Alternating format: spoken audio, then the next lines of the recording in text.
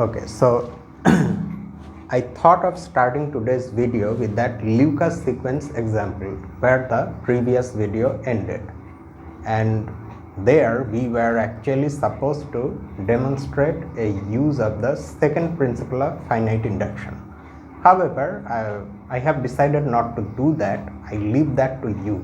From the experience that we will gain in solving the exercise problems now, you will be able to figure it out, and moreover it's already given in the text. So instead, let us start the first set of exercises. So this is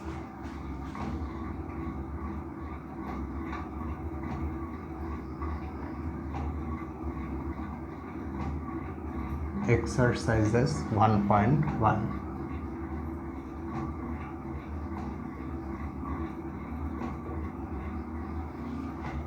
Establish the formulas below by mathematical induction.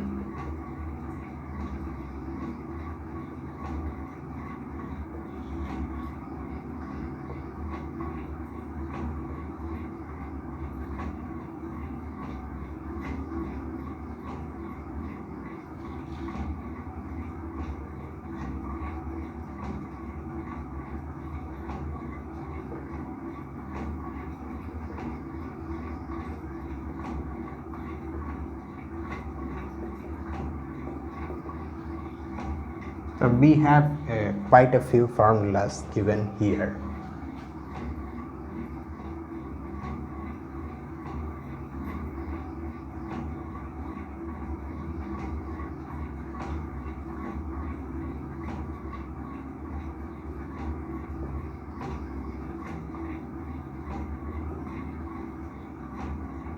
For all positive integers in B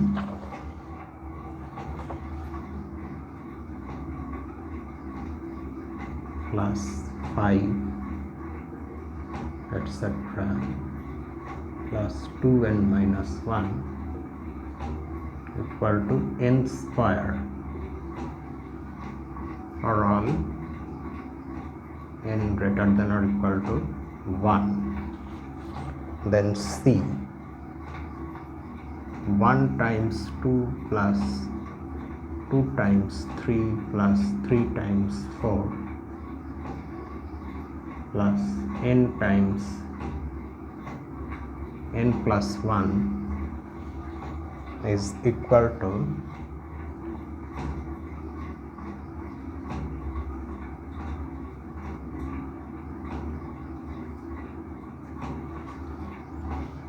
for all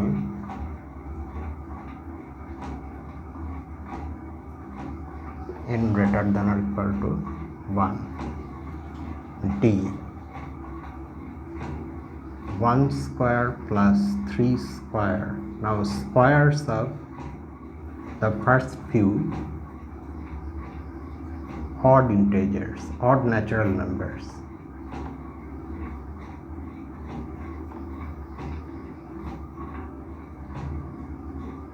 That is equal to n times 2n minus 1 times 2n plus 1 divided by 3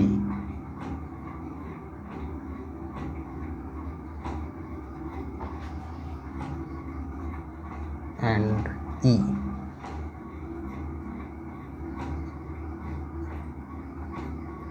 sum of cubes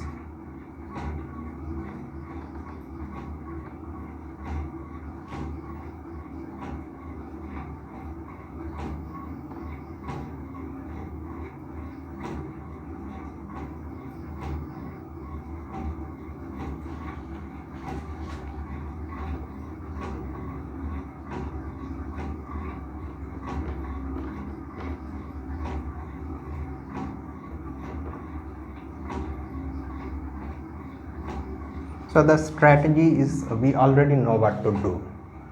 I mean, at least we know the layout of the solution. We first have to verify for each one of, say for this one, we first have to verify the formula for the smallest possible value of n, which in our case is 1, and then we will assume that the formula is true for some positive integer n. That will be our induction hypothesis. Then using that hypothesis we will have to prove the formula when n is replaced by n plus 1. That will complete the induction. So by the first principle of finite induction, the formula will be proved to be true for all positive integers n. So we start like this. Note that 1 is equal to 1 times 1 plus 1 divided by 2. This is the same formula when n is equal to 1. When n is 1, the sum on the left hand side of this equation is, it has only one term which is 1, and on the right hand side it's 1 times 1 plus 1 divided by 2, and they are equal. So the formula is true when n is equal to 1. Assume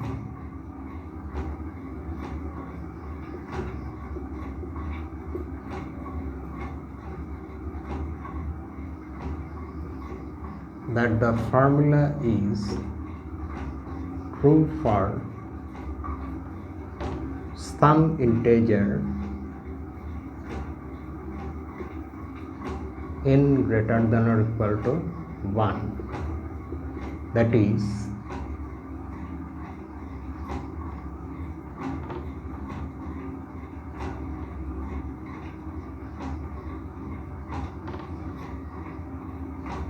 this, and this assumption is for some value of n, okay, not for all n, for some value of n. Then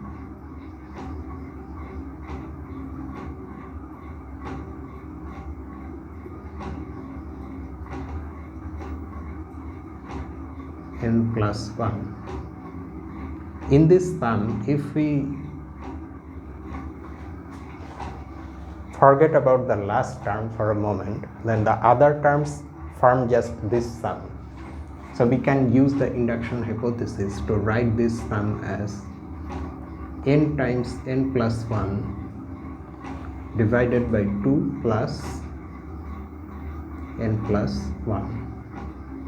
You take n plus 1 common out, you are left with n divided by 2 plus 1, which gives us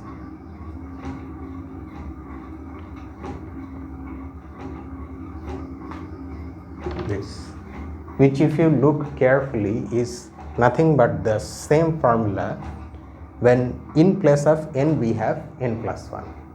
So that just completes the induction. So by the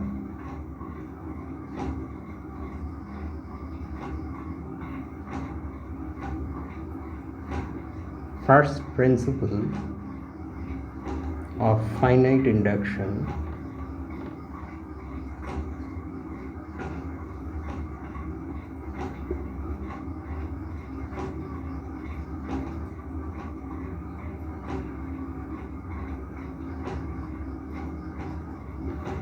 the formula is true for all integers n greater than or equal to 1. So that is part A. Now since we have solved part A properly, that is how a solution has to be written, and since the other parts are similar to part A, so B will be somewhat sketchy in writing the solutions to the other parts. So let's now look at B. Here again same, when n is equal to 1, the left hand side sum has only one term, because if you put n equal to 1 here you get 1, whereas the right hand side is 1 square, and they are equal. So that means the formula is true for n equal to 1. Now assume that it is true for some positive integer n. That means you have this, okay, which I am not writing. Now you look at the sum when you will have n plus 1 in place of n. In other words, you look at the sum where you have one more term. You go on adding all the odd natural numbers. You have reached this stage. What is the next odd natural number? The next number is 2n, but that is even, and after 2n you have 2n plus 1.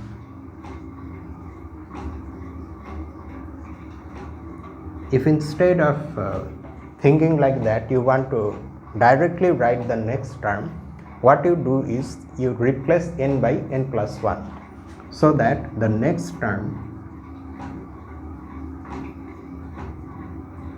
will be just this, simply from the form of the term. The next term is this, which turns out to be equal to 2n plus 1, 2n plus 2 minus 1.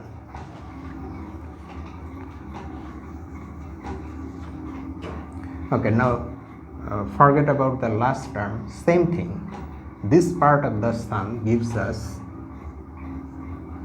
n square. Along with that we now have 2n plus 1. But if you look at this expression, it is nothing but n plus 1 whole square. So you see that you are just getting this formula when in place of n you have n plus 1. So that completes the induction. So by the first principle of finite induction, the formula is true for all n greater than or equal to 1. Okay, so I don't think I need to write those things again and again. Next,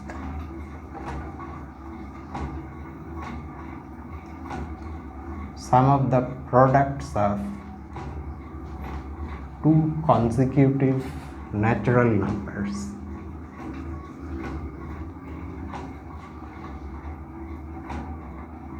In part C, we have this 1 times 2 plus 2 times 3, 3 times 4, like this up to n times n plus 1. We have to show that this is equal to n times n plus 1 times n plus 2 divided by 3 for all n greater than or equal to 1. Here also the basis will be obtained when we have n equal to 1. When n is 1, we have only one term. So in this case, the sum on the left side of this formula is 1 times 2, which is 2. What about the right hand side? 1 times 1 plus 1 times 1 plus 2 divided by 3. This 3 and this 3 they cancel out, and we are left with 1 times 2. So yes, they are equal, and we have a basis for our induction. Now assume that the formula is true for some positive integer n. Then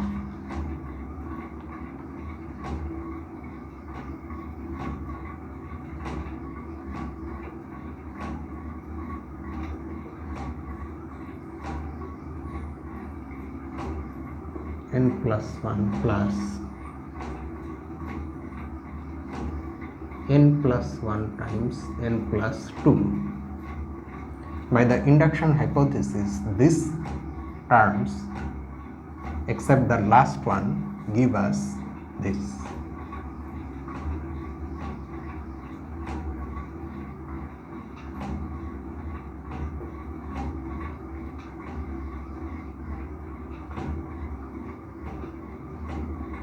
N plus 1 times n plus 2.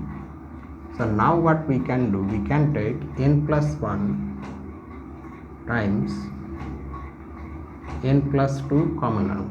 Then we will be left with n divided by 3 plus 1.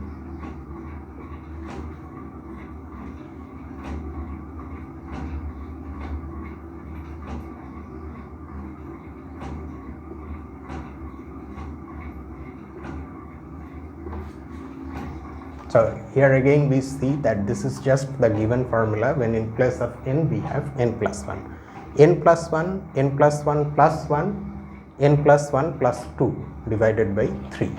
So this completes the induction and hence the solution. Solution means solution to part C. Then part D. Here we have taken squares of the odd natural numbers and we have added them up.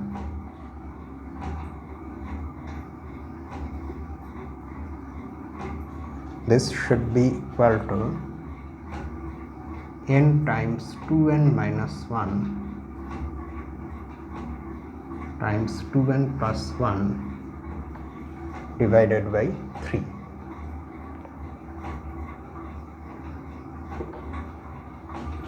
When n is 1, then the left hand side is 1 square. What about the right hand side? 1 times 2 times 1 minus 1 times 2 times 1 plus 1 divided by 3. And you can see that 2 minus 1, so this is 1, this is also 1. This is 3. 3 and 3 cancel out, so leaving us with 1, which is equal to 1 square. So the formula is true for n equal to 1. Suppose it's true for some positive integer n. Now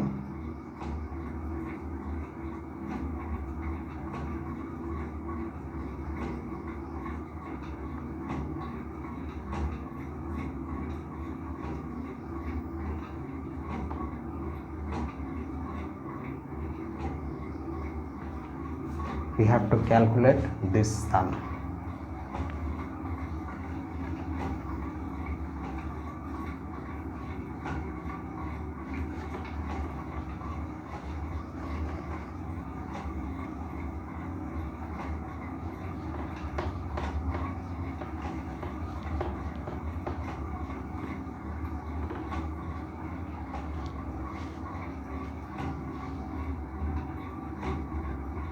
This sum is equal to n times 2n minus 1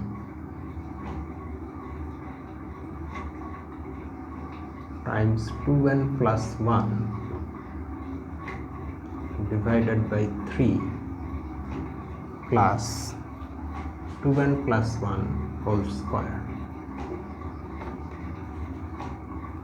and let me continue like this.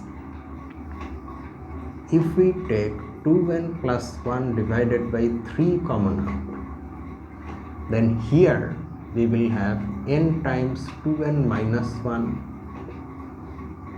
Here we will have 3 times 2n plus 1.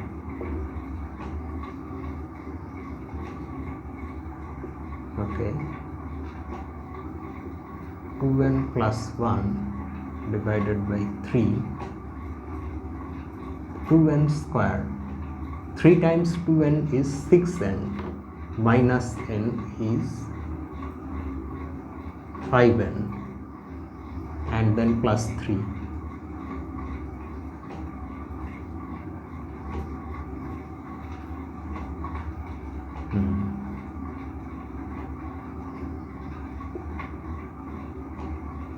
Times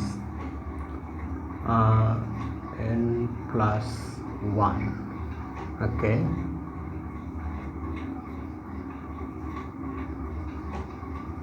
2n plus 3.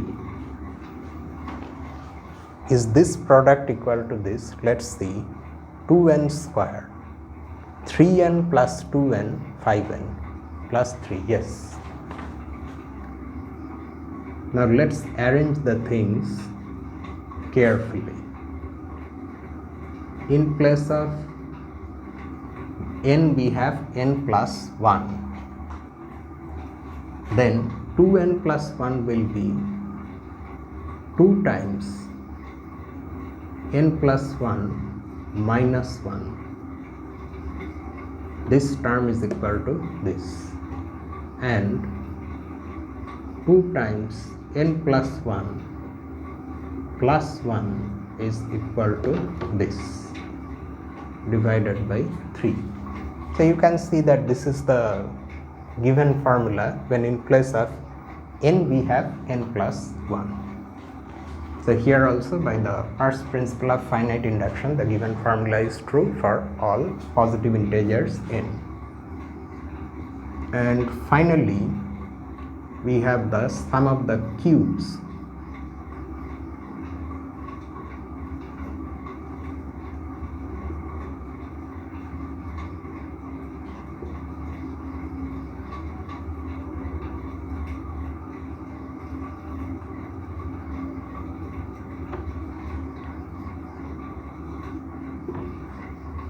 Okay, so here also, when n is 1,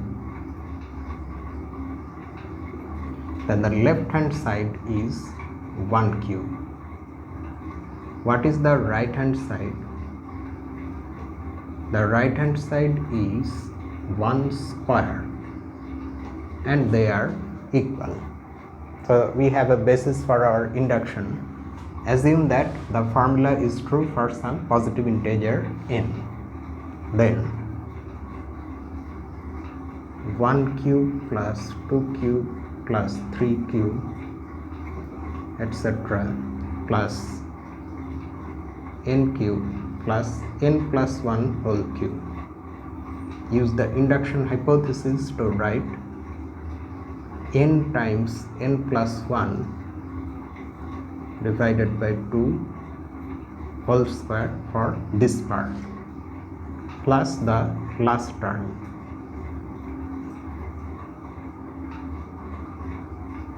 Okay, so now to simplify the situation, we can take things common out.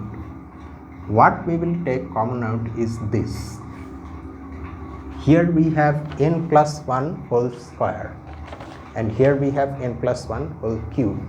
So what we do, we take n plus 1 whole square divided by 4 outside. So in the first term we will have only n square. In the second term, since we have brought 4 outside from the first term, so the second term has to be multiplied by 4, so that when we multiply it back to get this form back, 4 and 4 they cancel out, and n plus 1 whole square has been taken out, so we are left with n plus 1 only. So this equals n plus 1 whole square divided by 4, and this one is n square plus 4n plus 4. Now if you look carefully, this n square plus 4n plus 4 is nothing but n plus 2 whole square. N square plus, if you expand that, n square plus 2 times 2n plus 2 square. So that is n square plus 4n plus 4. And this finally equals what we want.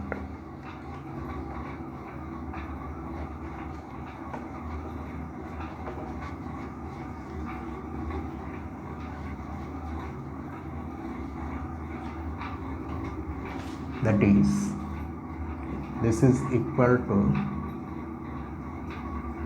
n plus 1 times n plus 2 divided by 2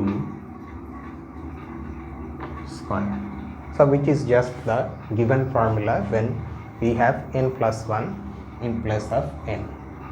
On the right side we will have n plus 1 times n plus 1 plus 1, which is n plus 2.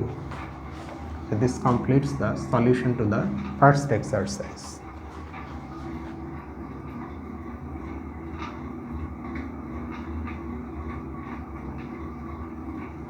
Exercise 2.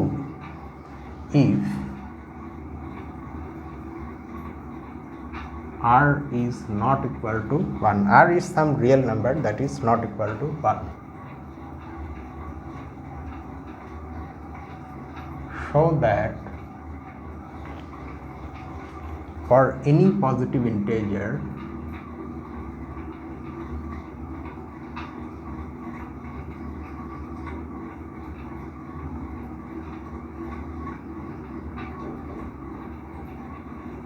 n, this formula is true, with which you are most likely already familiar. It's the well-known sum of the terms of a geometric progression formula, whose first term is a and common ratio is r. It's that thing, ar to the power n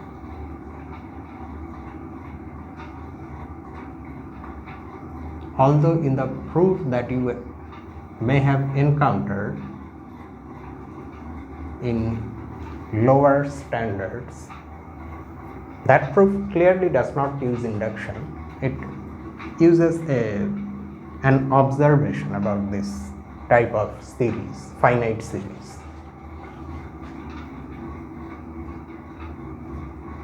But here we will use induction.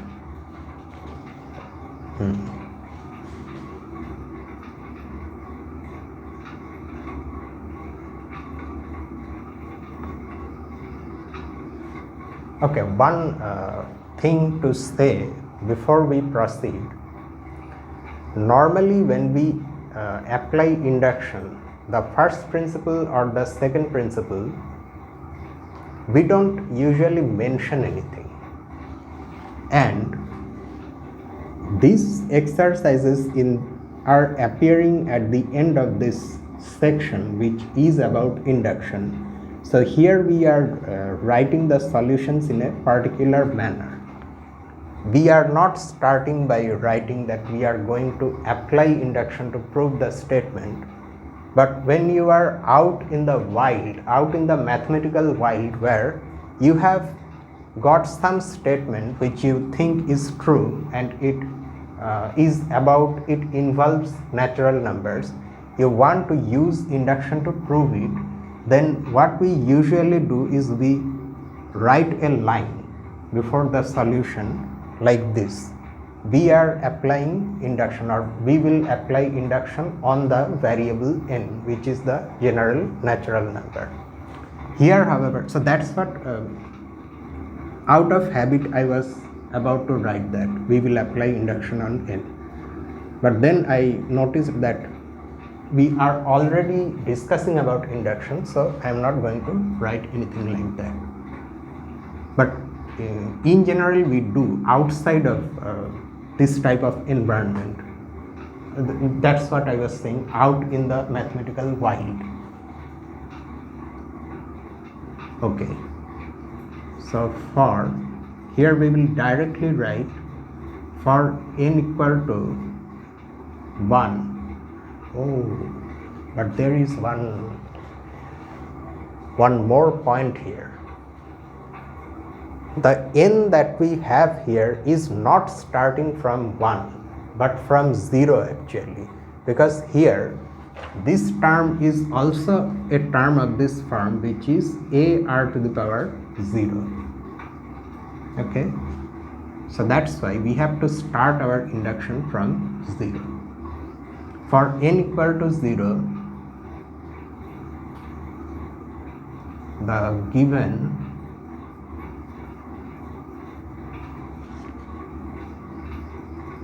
formula is, the left hand side is A, and what about the right hand side?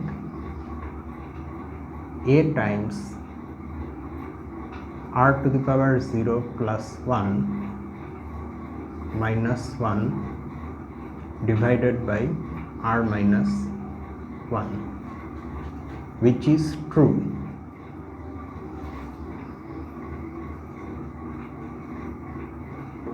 Why is it true? Because we have A times r minus 1 divided by r minus 1. R minus 1 will cancel out, and that is because r is not equal to 1. In fact, because of this condition, we are able to write the right hand side in the first place. It becomes meaningful only because of this condition. And we have A equal to A, so this is the basis for our induction. Assume that instead of writing all the time, assume that the given formula is true for n. You can directly write the formula also. Assume that for some integer n greater than or equal to 1, a plus ar square etc. plus ar to the power n is equal to a times r to the power n plus 1 minus 1 divided by r minus 1. Then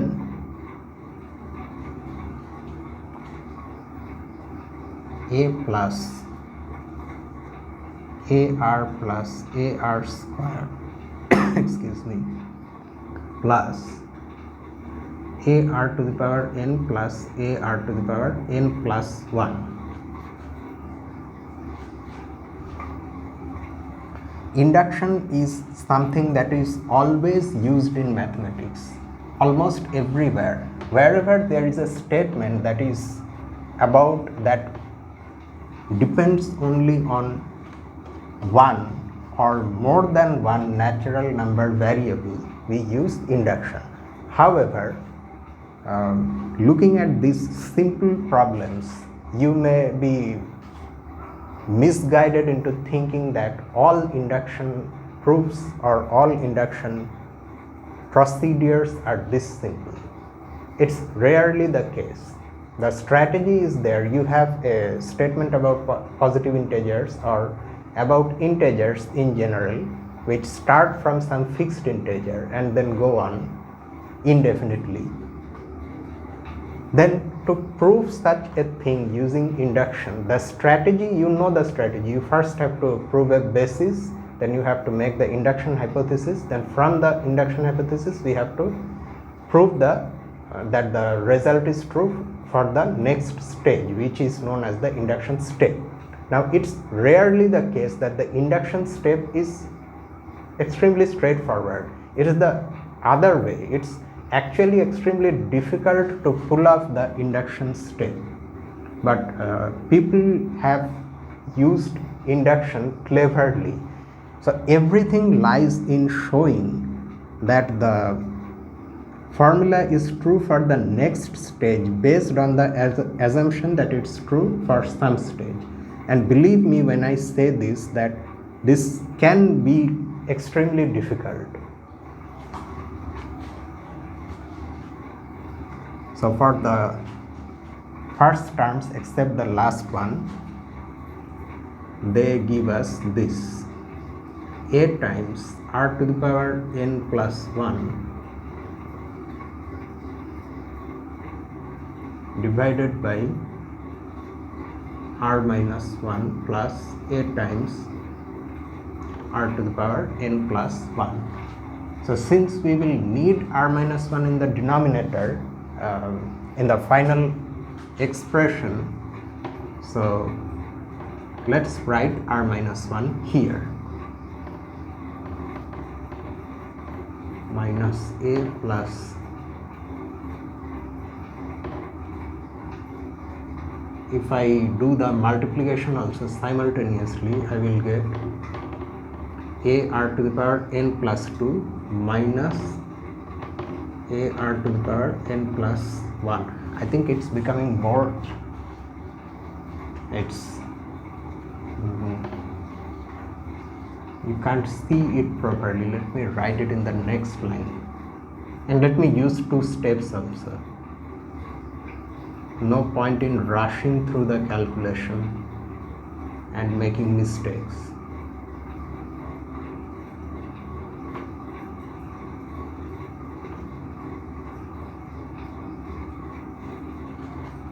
R minus 1. Okay, now we do the multiplication. Minus a n plus 2 minus a r to the power n plus 1. So you see that the first term and the last term, they cancel out, and we are left with this. You can take a common out,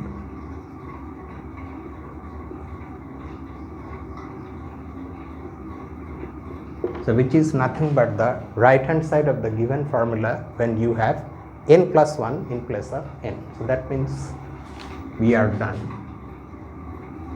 So by the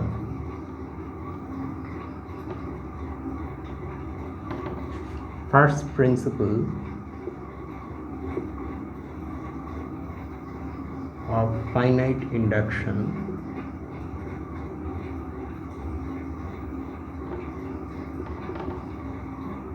the usual thing, the given thing is true for all positive integers n.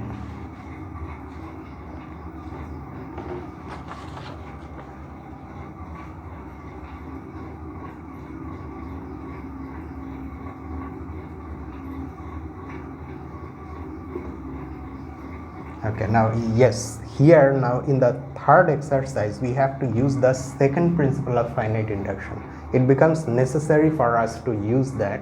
Without using that we cannot proceed. So use the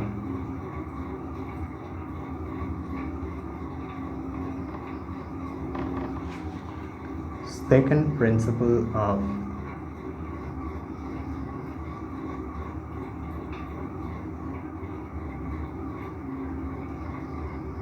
finite induction to establish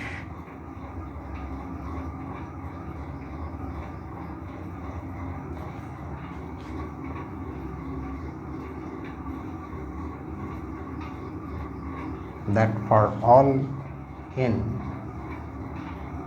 greater than or equal to 1 we have this, which is a well-known identity from algebra.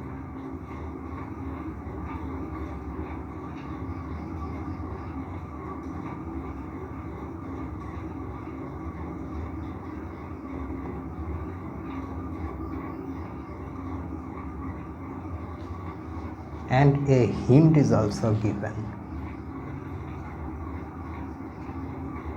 We will make use of this hint.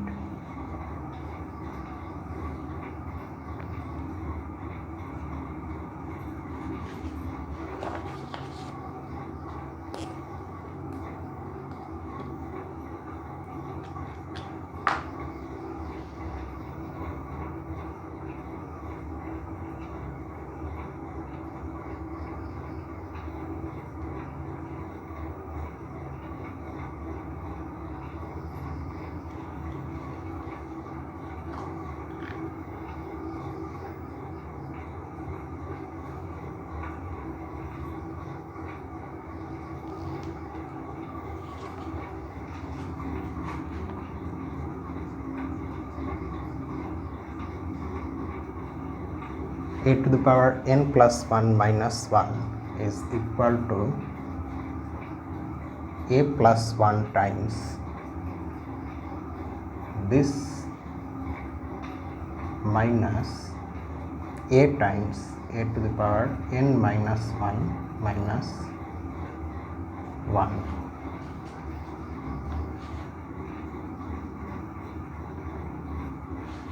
Okay. So let us first verify the formula for n equal to 1 and n equal to 2.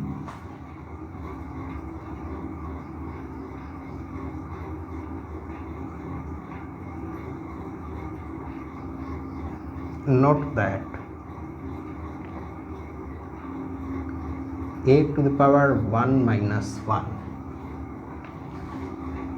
is equal to a minus 1 times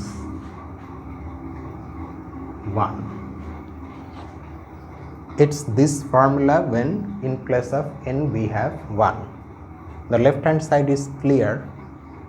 On the right hand side, a minus 1 of course is there. What about this sum? In this sum, if you put n equal to 1, you get a to the power 0, which is 1.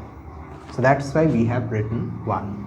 This sum when n is equal to 1 has only one term, which is 1. And you can see that the formula is true in this case. And a square minus 1 is equal to a minus 1 times a plus 1. This is the formula when n is 2. When n is 2 here, you start from this term. 2 minus 1 is 1, so you have a, and then 2 minus 2 is 0, that gives you 1. So once you reach this term, you have actually reached the end because you have got 1. So then they are true. So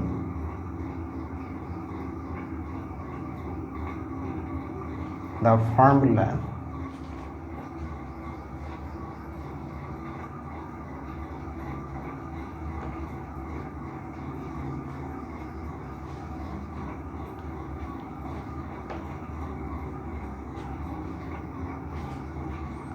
is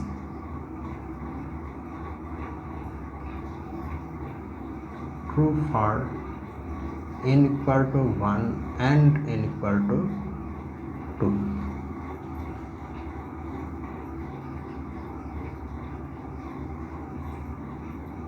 Assume that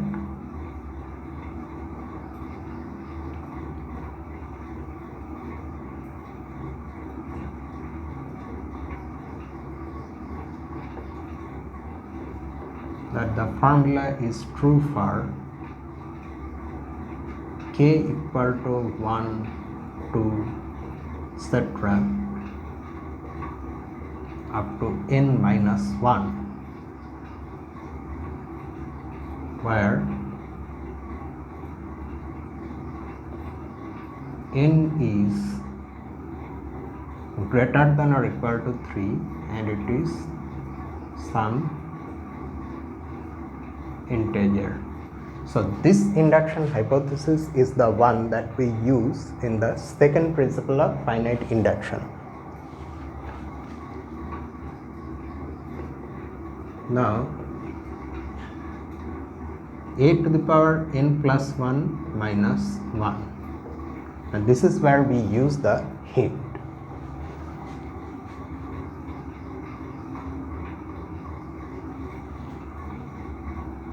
So this is equal to a plus 1 times this minus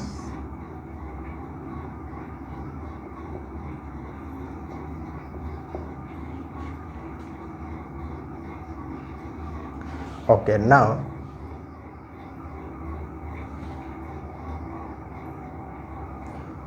I am considering it like okay. So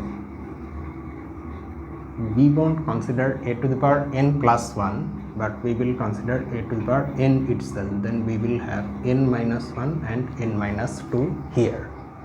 In the least possible case where n is 3, you have a square minus 1 here and a minus 1 here, for which we have already seen that the formula is true. And now according to our hypothesis, the formula is true for all positive integers k less than or equal to n minus 1. where n itself is some positive integer greater than or equal to 3. So that means in these two places we can write the expressions for the formula,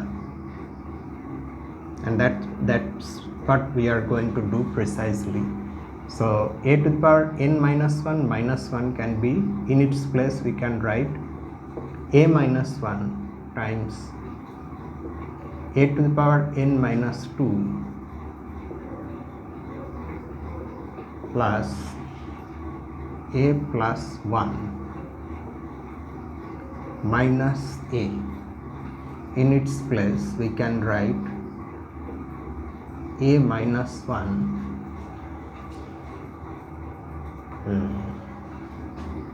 times a to the power n minus 3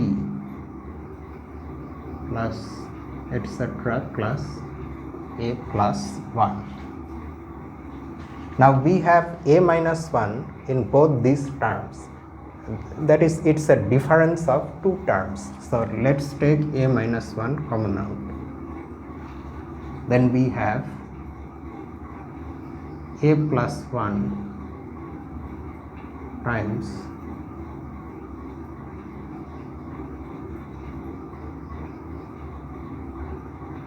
this minus a times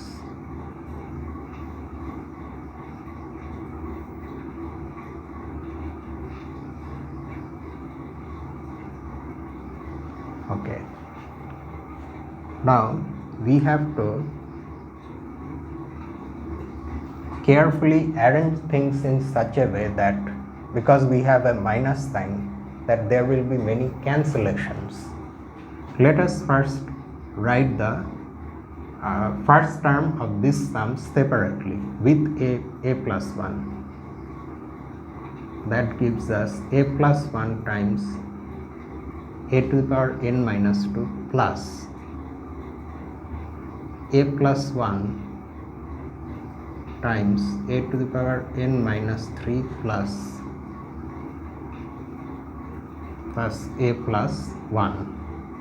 Okay, then minus, if I write a plus 1 in place of a, let's first do that and then we will adjust for the difference or for the extra term.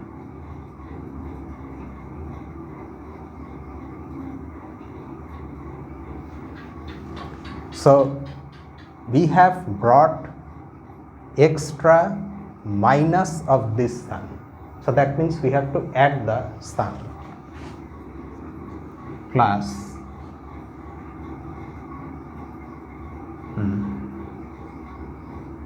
n minus 3 etc. plus a plus 1.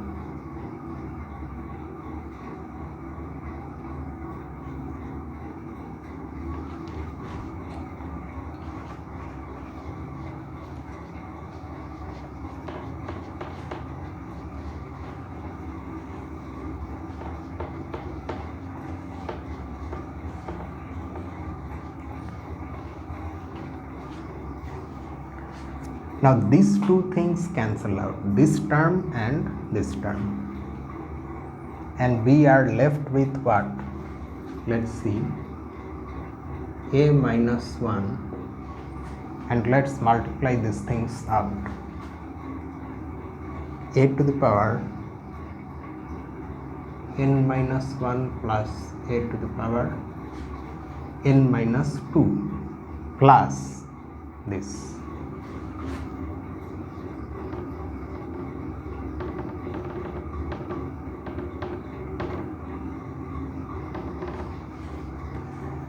So you see that this is indeed the formula when we have n. In place of n minus 1 we have n. So we have completed the induction step. Thus by the second principle of finite induction,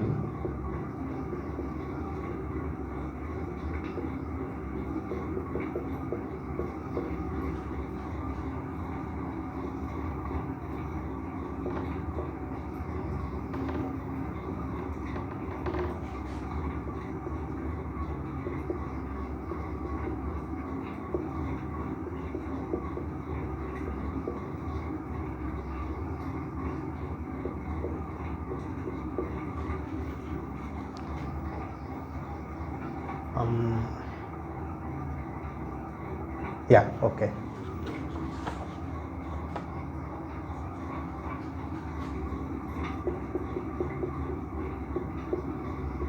Exercise 4. Prove that the cube of any integer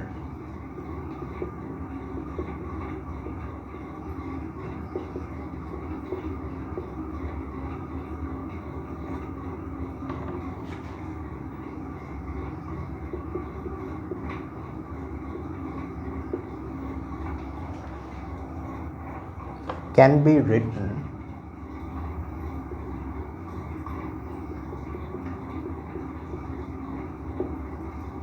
as the difference of two squares.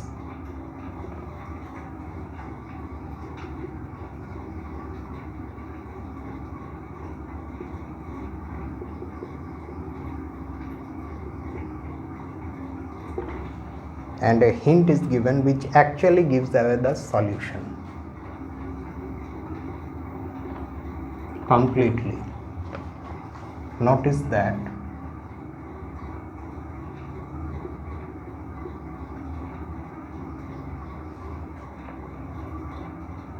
cube of some integer is n cube, and that is equal to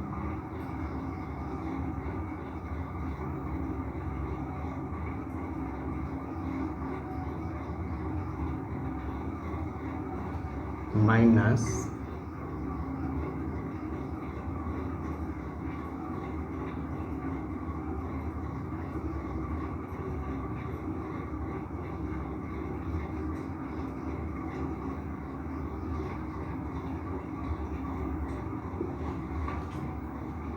so there are two ways means of course there is only, I should not say only one way, but given this hint there is only one way. For any, okay, if I am taking n equal to 1 square minus 1. So let's start the solution like this. Note that 1 cube, it's a cube,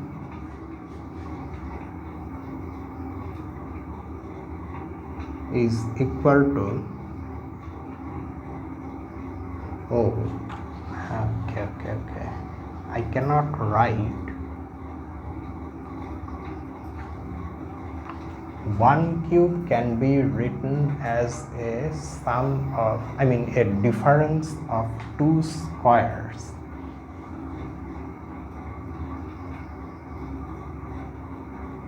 Oh, no one is saying that I cannot take 0.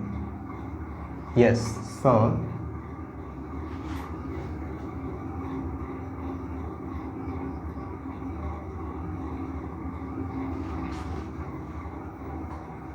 okay, so this cube has been written as a difference of two squares. Now, this is the thing. We have already seen in exercise 1, part E, that the sum of these cubes is a square. Precisely, it's n times n plus 1 divided by 2 whole square. So we can, let me just write like that. Now, by part E of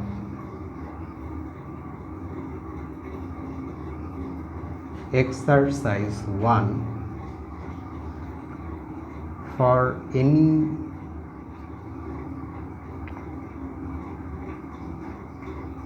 positive integer n, we have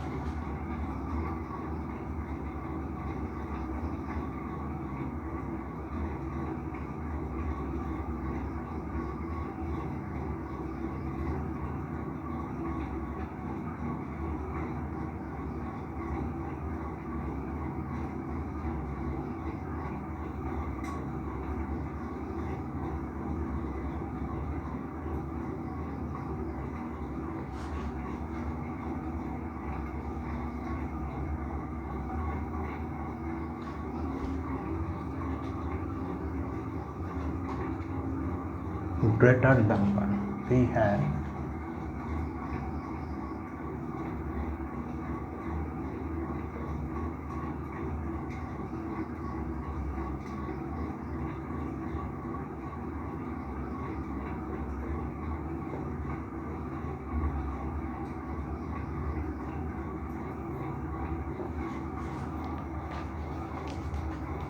okay, so we have used the hint as well as part E of the first exercise. N cube has been expressed as a difference of two squares. To make sure that this formula from exercise 1 holds, that it is true, we have to we require this case that n be greater than 1, because otherwise if n is equal to 1, then this sum will be an empty sum which is 0, and in fact in that case we haven't proved the formula. In that case, the formula that we have proved in part E of exercise 1, that starts with n equal to 1. Okay, so to account for that fact, we have handled the case n equal to 1 separately. Okay, so that means any positive integer n, and I mean the cube of any positive integer, can be written as a difference of two squares in this way. But note that we have been asked to show that the same is true for the cube of not just positive integers but any integer. And as you already know, cubes of negative integers are negative themselves. Also, so because of that, if we have -1 cube, then clearly you can write that as 0 square minus 1 square. And for n greater than 1, minus n cube is this.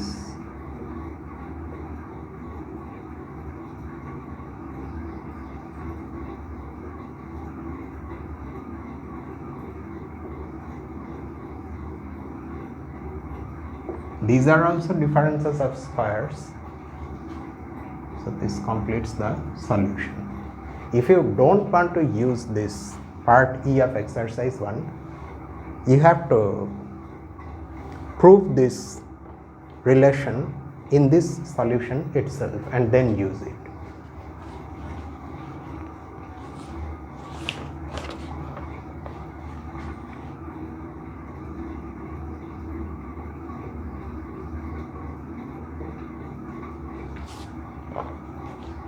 Exercise 5 has two parts. Find the values of n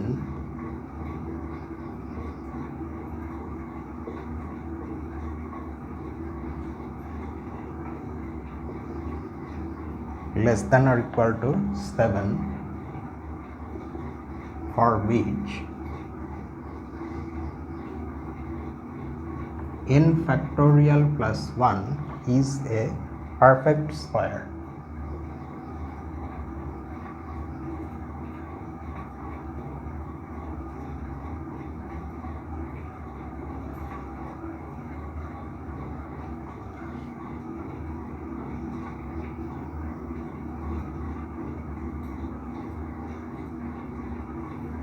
It is not known or it is unknown whether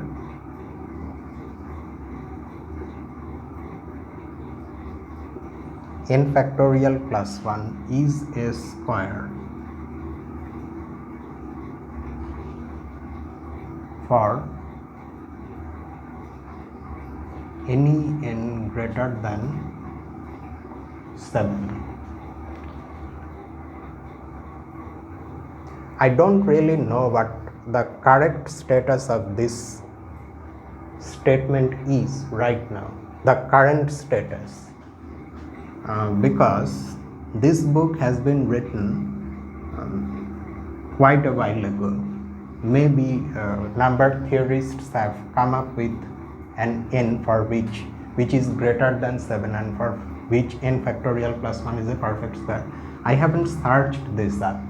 Okay, it may be the case that such an n has been found, but when the book was written, then people did not know whether there exists any such n. Maybe now also they don't know, they haven't found any such n for which n factorial plus 1 is a perfect square. In any case, we have to find those values of n for which it is a perfect square and where n is less than or equal to 7. B, true or false. For positive integers m and n,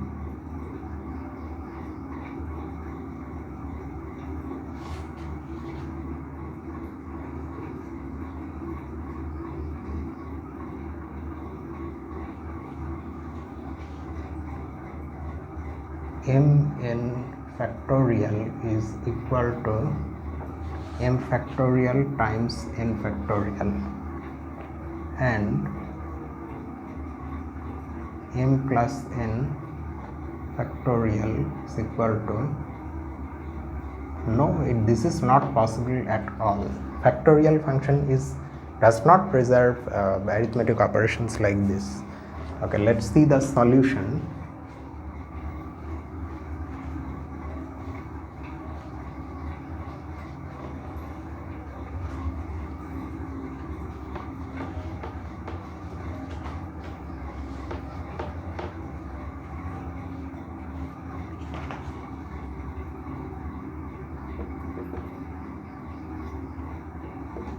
Part A.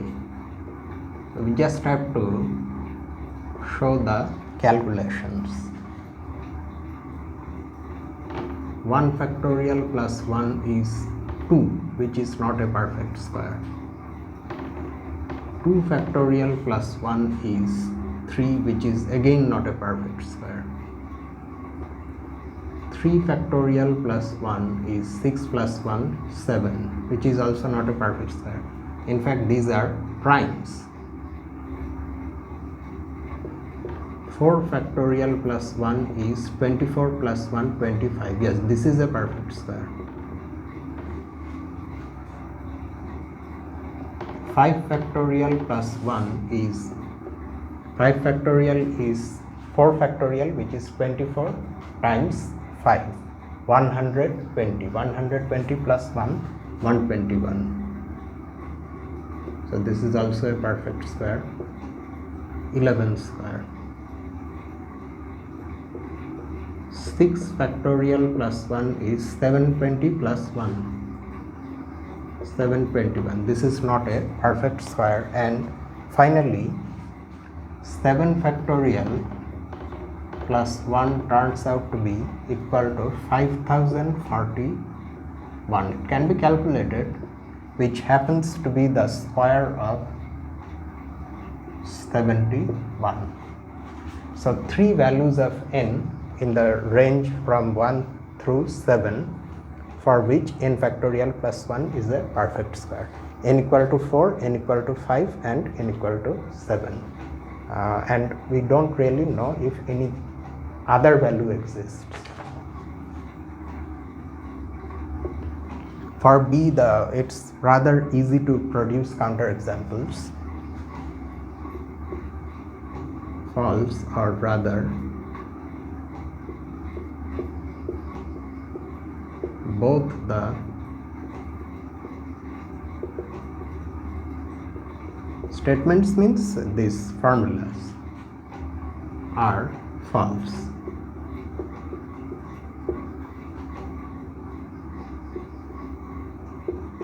This is because, say you take m equal to 2 and n equal to 3. This is 6 factorial 720, whereas 2 factorial times 3 factorial is 2 times 6, which is equal to 12. How small this is compared to 720. They are not equal, and 2 plus 3 factorial is 5 factorial, which is 120, but that is not equal to 2 factorial plus 3 factorial, that is 2 plus 6, which is 8.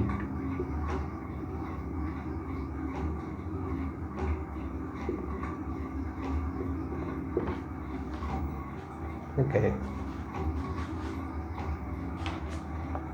we will do 2 more. 6.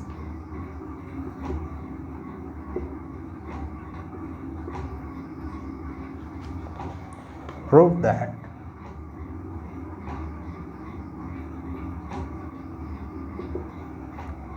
n factorial is greater than n square for every integer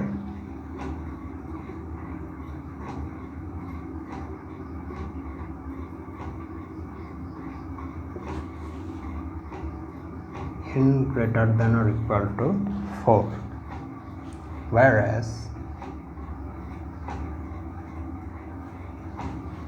n factorial is greater than n cube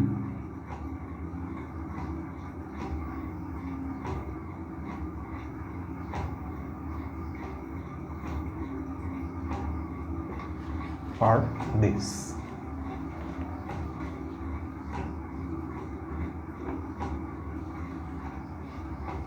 Before we solve this, we are claiming something else.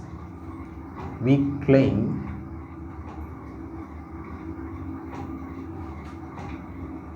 n square is greater than n plus 1 for all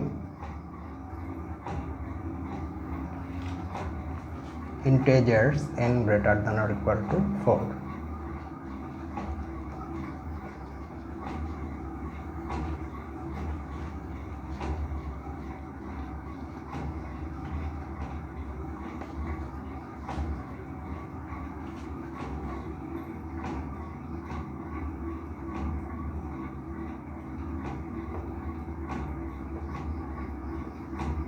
And this we will prove by induction. We have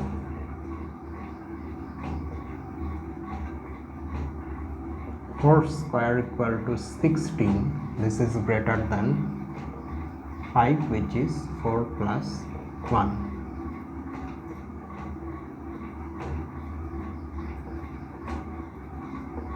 Assume that n square is greater than n plus 1.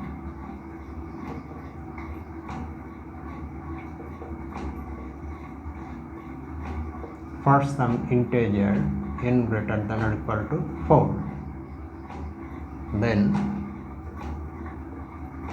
n plus 1 whole square is equal to n square plus 2n plus 1. Now by the induction hypothesis, n square is greater than n plus 1. So this will be greater than n plus 1 plus 2n plus 1, which equals 3n plus 2, and that is greater than n plus 2, because 3n is greater than n. So by the first principle of finite induction,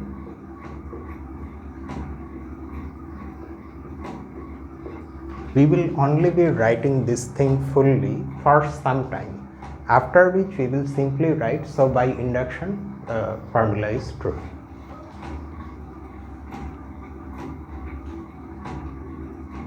N square is greater than n plus n for all n greater than or equal to 4. Okay, now we are ready to prove the first inequality. Now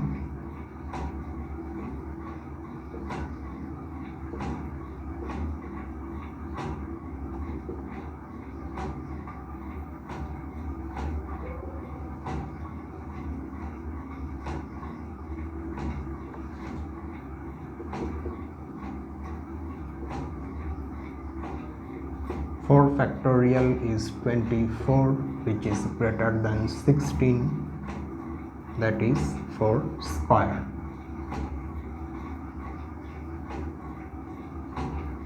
Assume that the inequality is true for some positive integer n greater than or equal to 4. That means greater than n square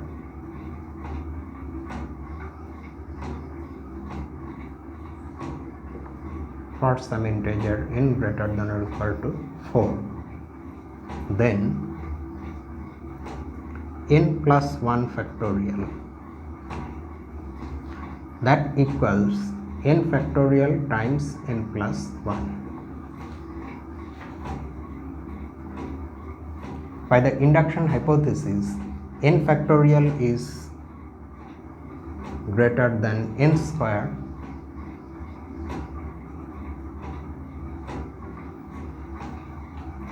Now we have proved in the previous paragraph that for all n greater than or equal to 4, n square is greater than n plus 1. So we are going to use that now. So this will be greater than n plus 1 times n plus 1. So that is equal to n plus 1 whole square. So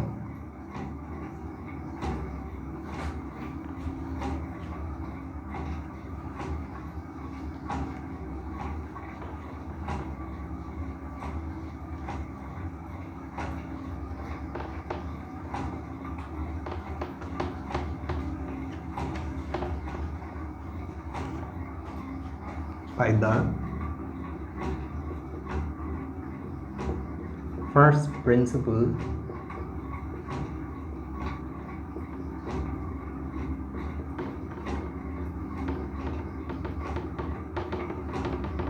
of finite induction, n factorial is greater than n square for every integer n greater than or equal to 4.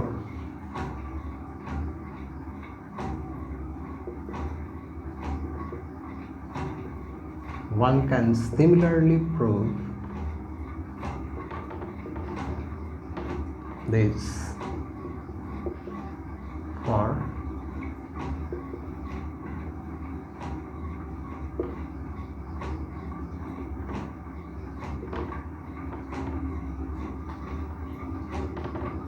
do it. This part is left to you. And finally,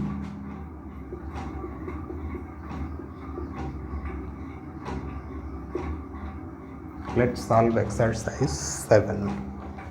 Use mathematical induction to derive the following formula for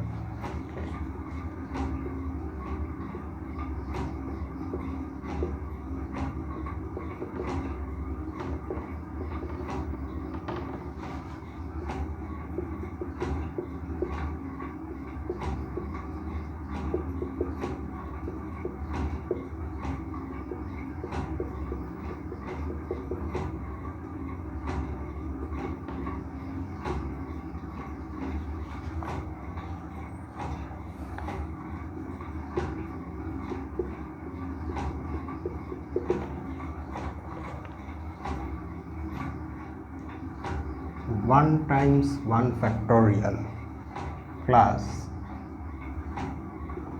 2 times 2 factorial plus 3 times 3 factorial etc.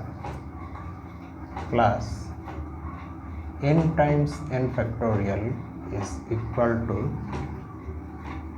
n plus 1 factorial minus 1.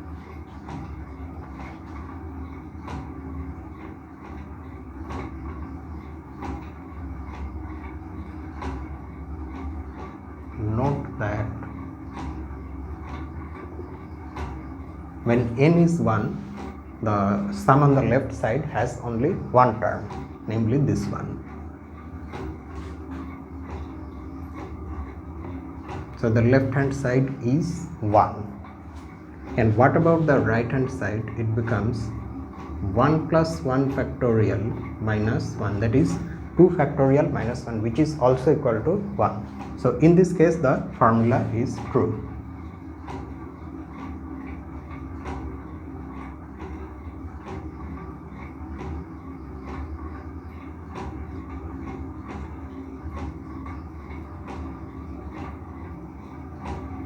For n equal to 1.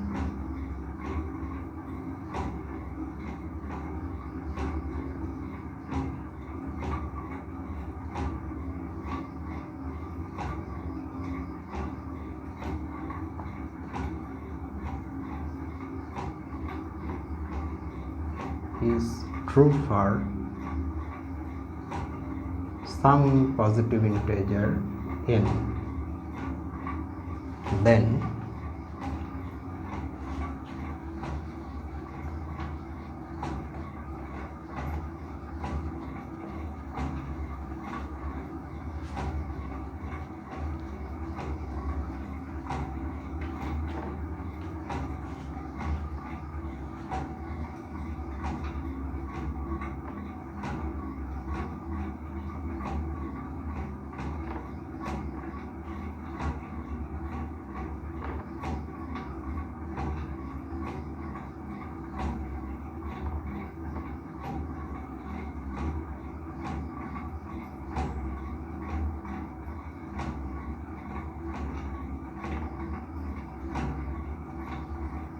this is equal to n plus 1 factorial minus 1 plus n plus 1 times n plus 1 factorial.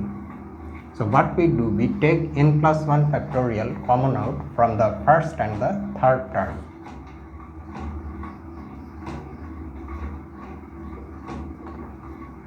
So here we have 1 and there we have n plus 1 and minus 1 is there outside. So this becomes n plus 2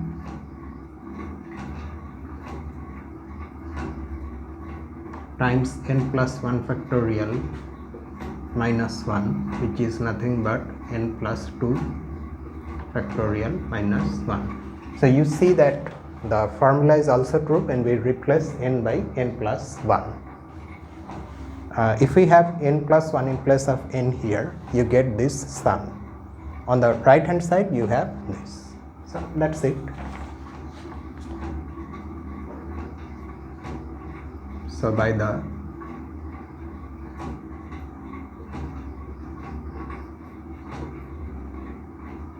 first principle of finite induction,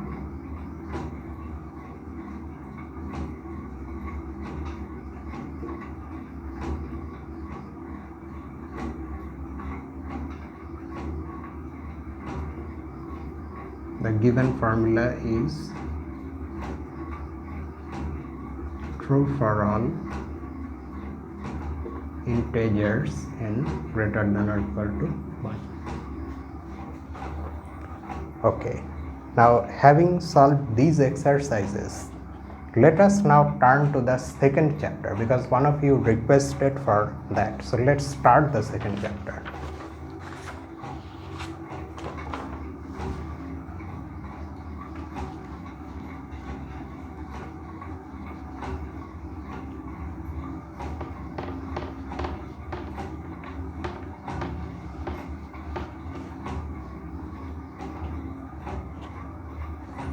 This is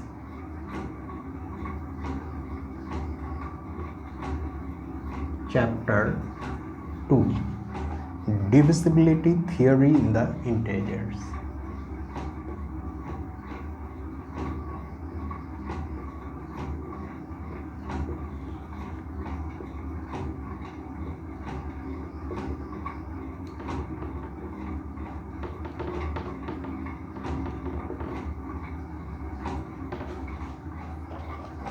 At the first section of the second chapter is the division algorithm.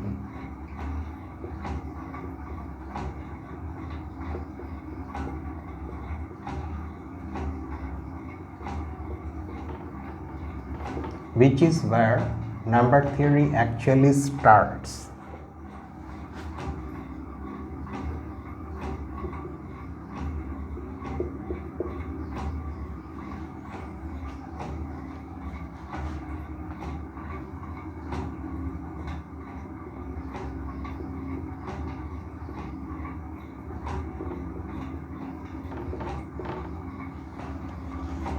So as usual, we are given integers. Let me just write exactly how it's written in the book. Given integers a and b,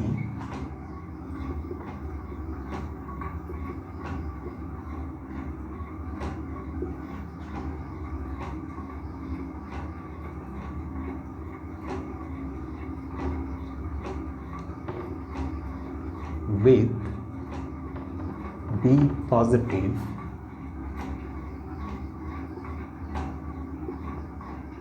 there exist unique integers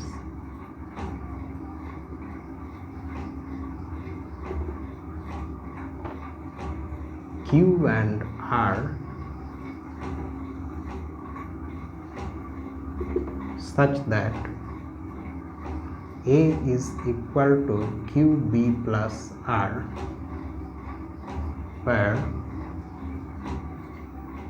r is non-negative and less than b. You probably already know what this is. Q is the quotient and r is the remainder on division of the integer a by the positive integer b. And that's what we also say this here along with the statement. It's not a part of the statement. The integers q and r are called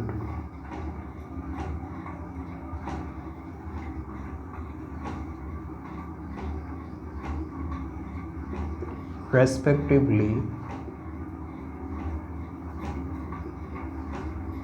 the quotient and the remainder. That's the reason for choosing these letters q and r.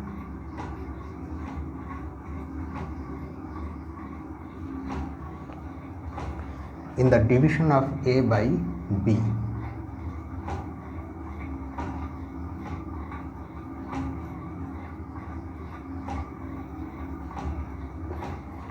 Okay, now how do we prove this?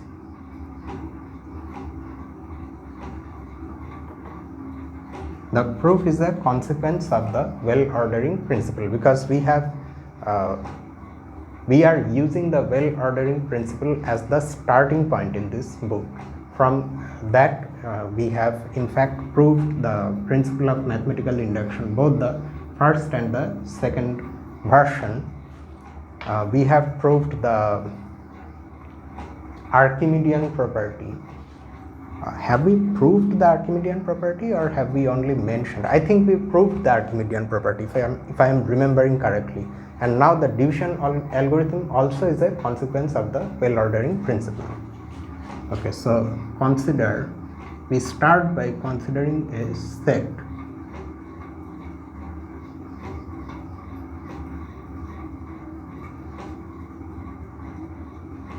consider the following set.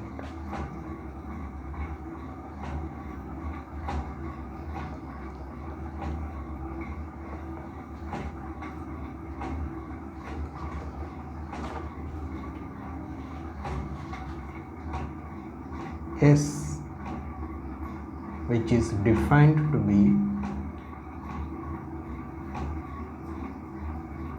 the set of all expressions of this form a minus xb, where we already know what a and b are. They are given integers where b is positive, and x is an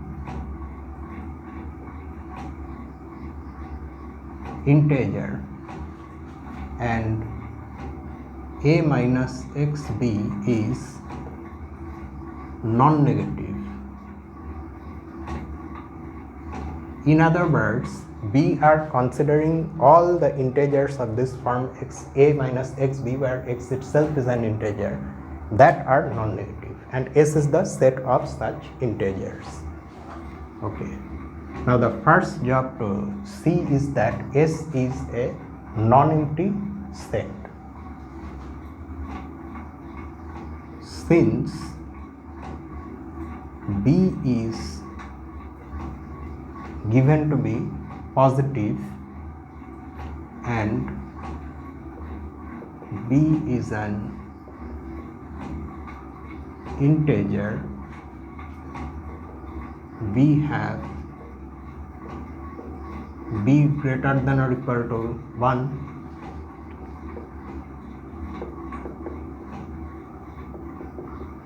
this implies absolute value of A times B is greater than or equal to the absolute value of A.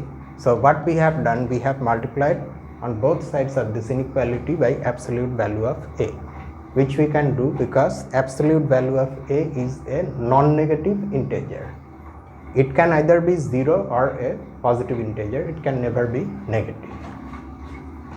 And hence A minus absolute value of A times B is equal to A plus absolute value of A times B. Now you use this inequality, this will be greater than or equal to A plus absolute value of A, which is greater than or equal to 0. Why? What is the reason for this last inequality? Let's try to see what this is. Say since A is an integer, A is either non-negative or negative. If A is non-negative, what happens to this? Absolute value of A is equal to A, so we get 2A, which is also non-negative. If A is negative, then in place of absolute value of A, we would write minus A, and this expression will become A minus A, so that is equal to 0. So in any case, this is non-negative. Okay.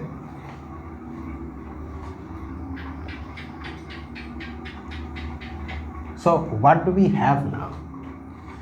We now have a value of x for which the corresponding expression is non-negative, so that means this belongs to S.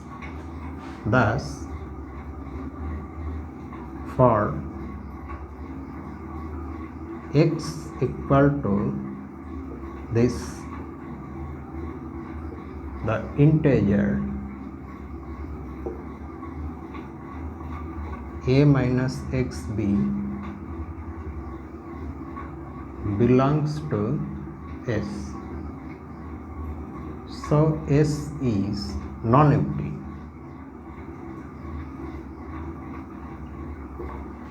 But the elements in S are all, by the definition of S, non-negative integers. So that means S is a subset of the set of non-negative integers, and hence we are able to apply the well-ordering principle to conclude that S has a smallest element. Thus, by the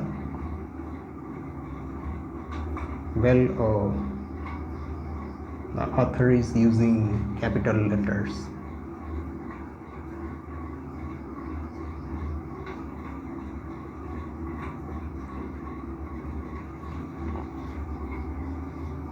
S has a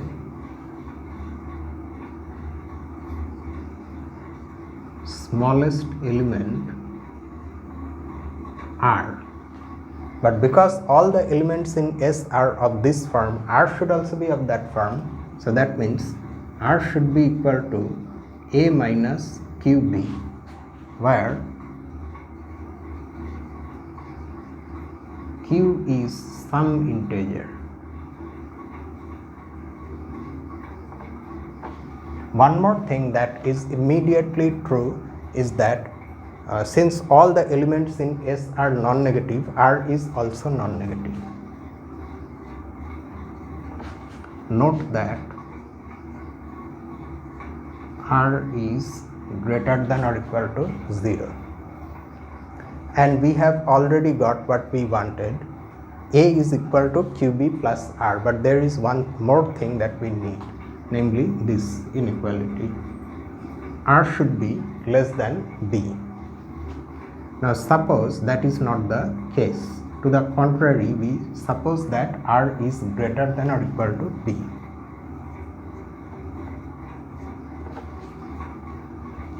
Then we will arrive at a contradiction.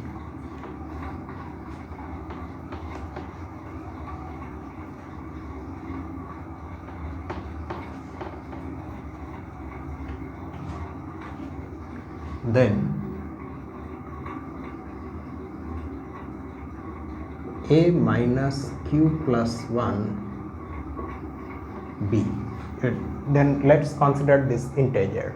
This integer has the form to be in S, to be an element of S. The only thing is that it will be an element of S provided it is non-negative. Writing it slightly differently, we have A minus QB minus B. But A minus QB is R, so R minus B. Now because of our supposition, R minus B is non-negative, and hence A minus Q plus 1 B belongs to S, but A minus Q plus 1 B, which is equal to R minus B, is less than R, since B is greater than 0. That means we are subtracting something non-zero, something positive from R, so its value will decrease. R minus B will be strictly less than R. So what have we got now? We have got an element in S which is smaller than the smallest element of S.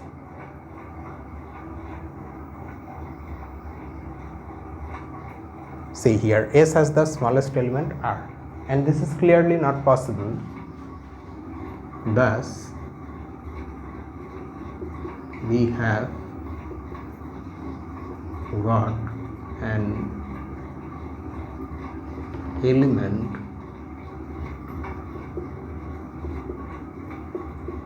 in S that is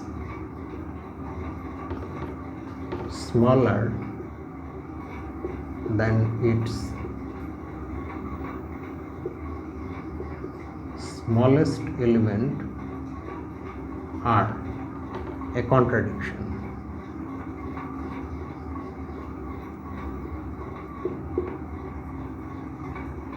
So our last supposition is wrong.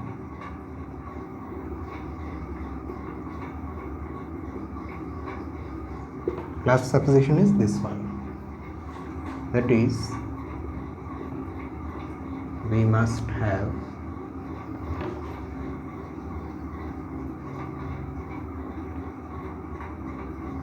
R less than P.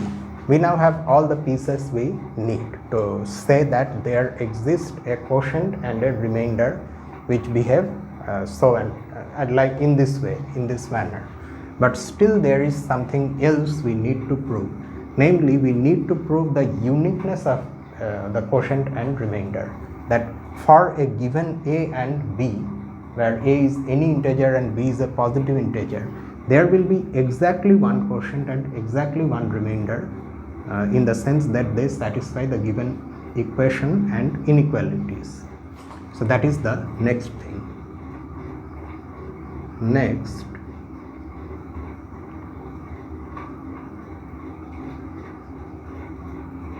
let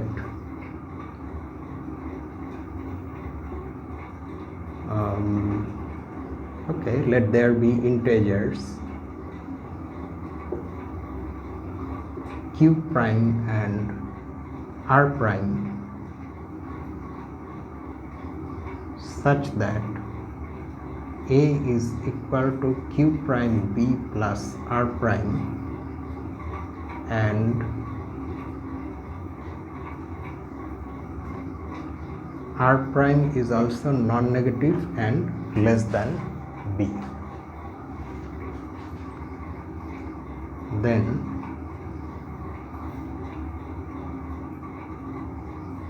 q prime b plus r prime is equal to that is also equal to qb plus r, which implies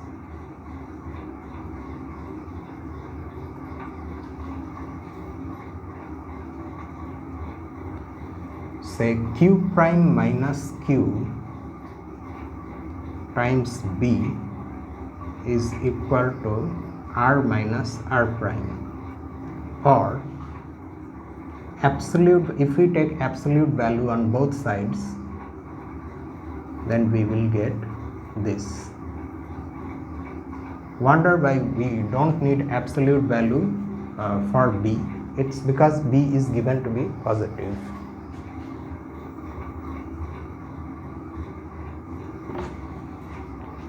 Okay, now we take the help of the inequalities, this one and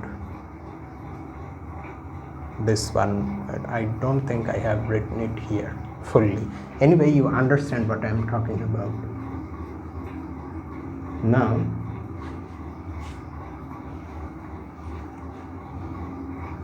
zero is less than or equal to r, which is less than b, and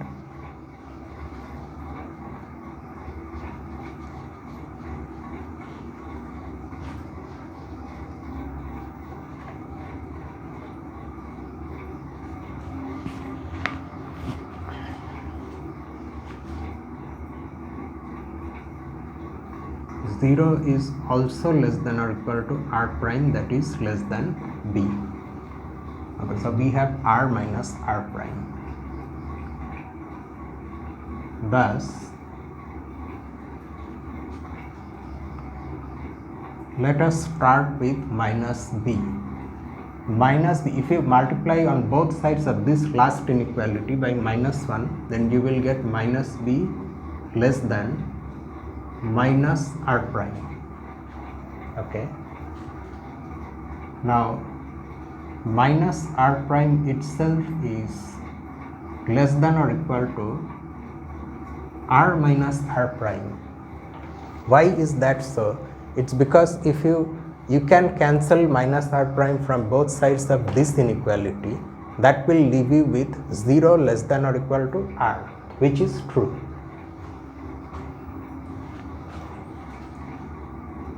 And the absolute value of any integer is greater than or equal to that integer. Okay. Oh, should I bring absolute value here? No. There is no need to bring absolute value here.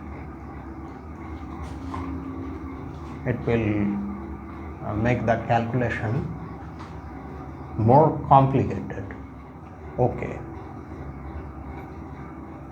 Now, this integer is less than or equal to r. Why? Because if you cancel r from both sides, you are left with minus r prime less than or equal to 0, which is true because r prime is greater than or equal to 0 and r is less than b. That is, minus b is less than r minus r prime which is less than b. Or another way of writing these inequalities is this: the absolute value of r minus r prime is strictly less than b. Hence, but we have an expression for this. So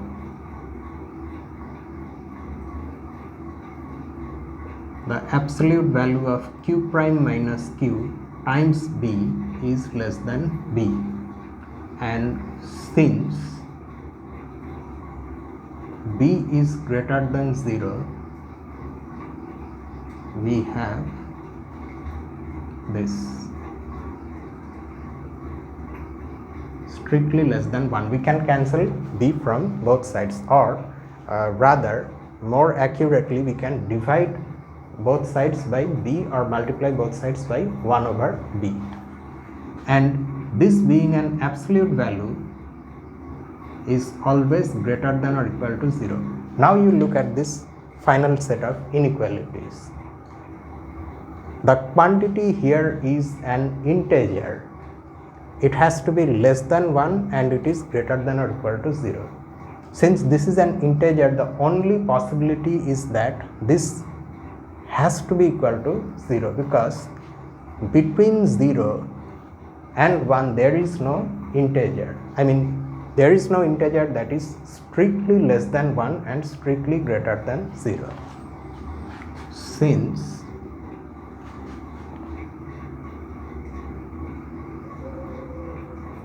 this is an integer,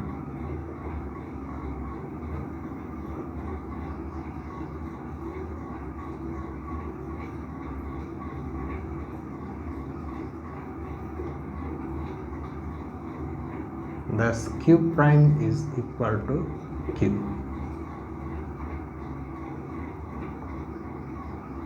This implies r prime is also equal to r, because if q prime is equal to q, then you can cancel qb q prime b from both sides, leaving you with r prime equal to r. So this proves that the quotient and remainder are unique and completes the proof of the theorem. Now this theorem can be slightly generalized to by relaxing the positivity of b.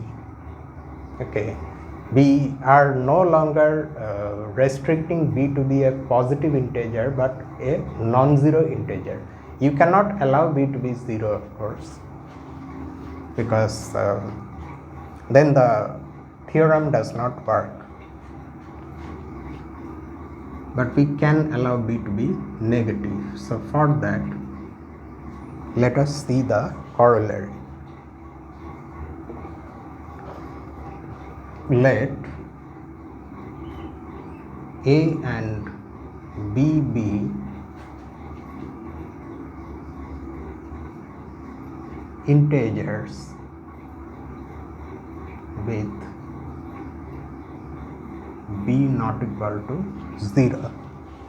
Then there exist unique integers.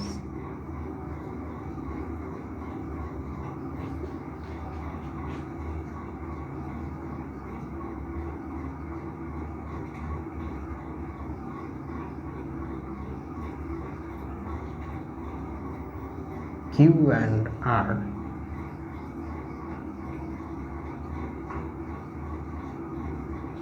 such that this equation is same just like before, but in the inequalities we of course should make a slight modification. Yes. Now if b is negative, if we don't use this absolute value, these inequalities will be meaningless.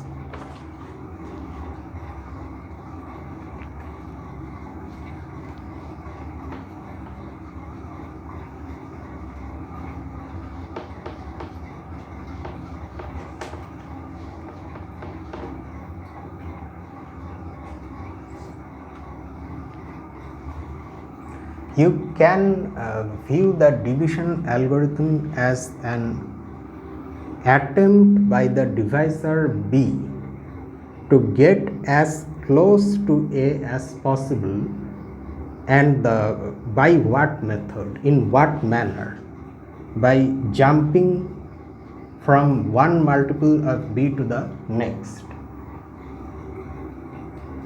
It may not reach A exactly, but in that process of getting as close to A as possible by considering its multiples, B leaves something. B leaves a distance, namely which cannot be surpassed. If he surpasses the distance, then he will exceed the distance. B will exceed the distance because, say, the next multiple actually exceeds A. So in the process of jumping from one multiple to the next, something remains, that is the remainder. You can think of it like this also. Okay, so the proof of this corollary,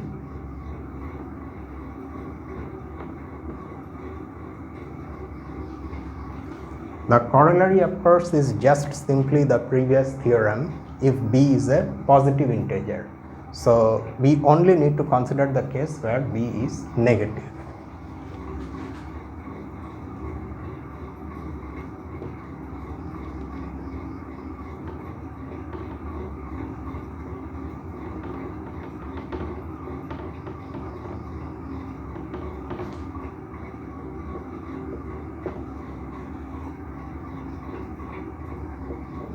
By the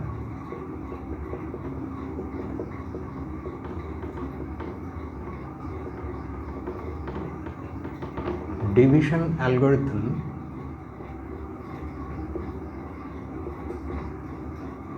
there exist unique integers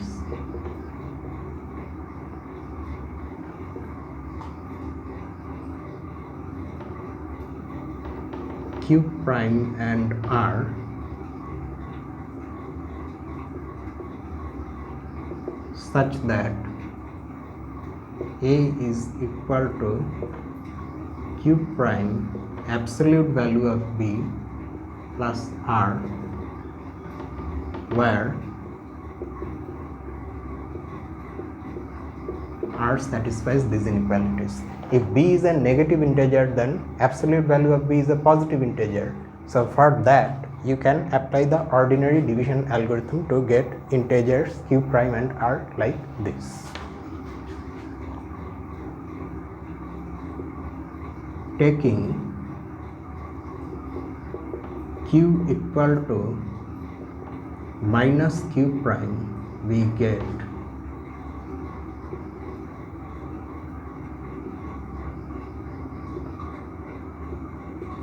because B is negative, its absolute value is minus B.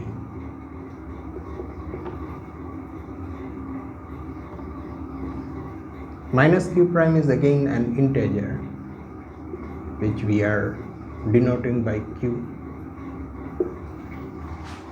So ultimately we have got an equation of the form that we want, where the remainder satisfies this.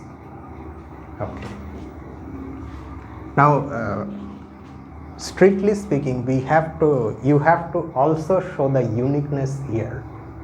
The author has not bothered to say anything about the uniqueness other than in the statement of the corollary. I have also not thought about the uniqueness. Now only I am noticing. So I leave the uniqueness part to you of this corollary. You just try to prove that even when B is negative, the quotient and remainder that we get are unique. And of course you have to proceed like this.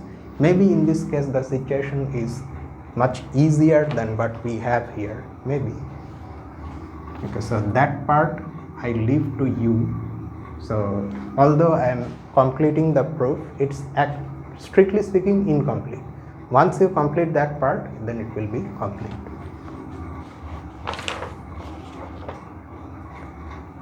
Okay. Now, to illustrate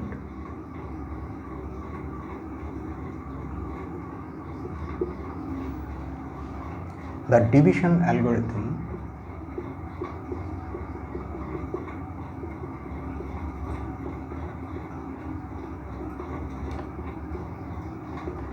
when the divisor is negative, we take some values.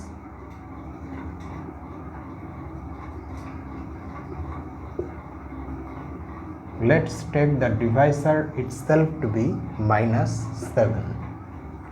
Then, for the cases where a is 1 or -2 or 61 or -59, we have the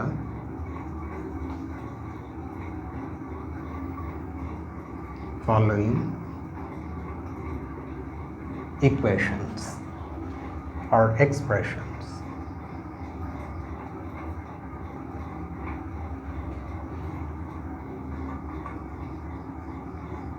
One is equal to 0 times -7 plus 1, -2 is equal to 1 times -7 plus 5,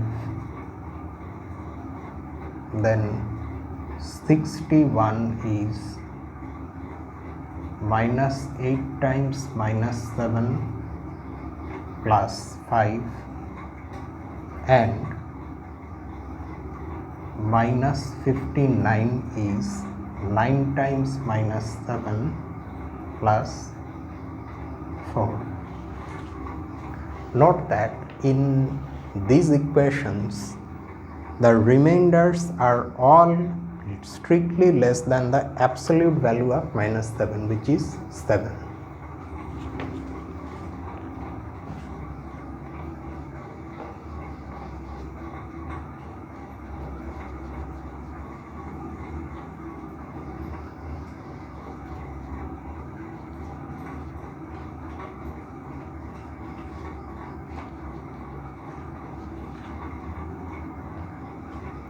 Okay, now the division algorithm is a very nice result, but we are not really interested in the algorithm itself, but rather in its applications to problems of number theory. What can this algorithm say about numbers, about integers? So to see that, we consider this case. Let a be any integer when a is divided by the positive integer 2, there are two possibilities.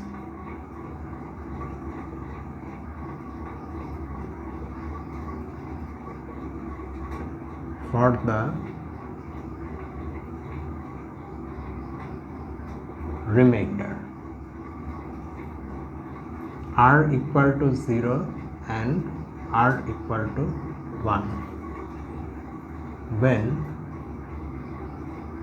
r is equal to 0, I think I need ink.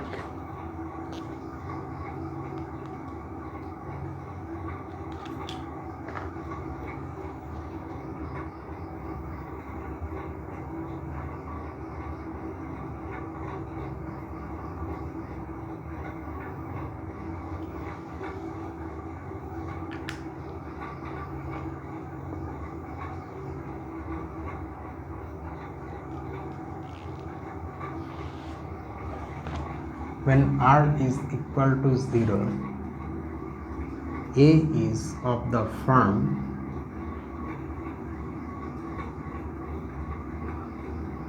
(2k), because when you divide a by 2, it's of the form 2k plus r, no, where k is the quotient and r is the remainder.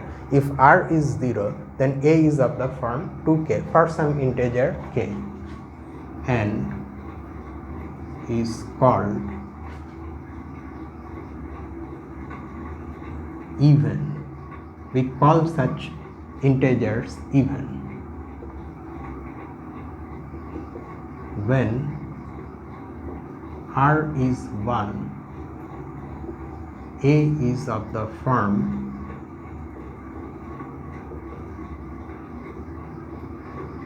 2k plus 1 and is called odd. So because every integer a will leave either remainder 0 or 1 when divided by 2, so every integer is either even or odd. Okay, there can be nothing else. But and also at the same time, since the remainder is unique for a given a, because 2 is now fixed, the divisor is fixed. For a given a, since the remainder is exactly either 0 or 1, so an integer cannot be simultaneously even and odd. But and also it has to be at least one of them. That means an integer is exactly either even or odd. Now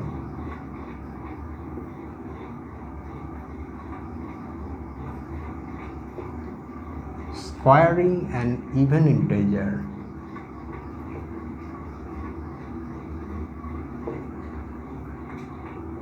we get, if you square 2k you get 4k square,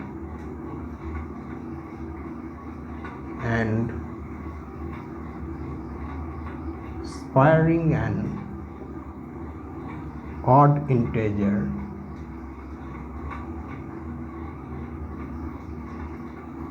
we get, the general form of an odd integer by definition is 2k plus 1.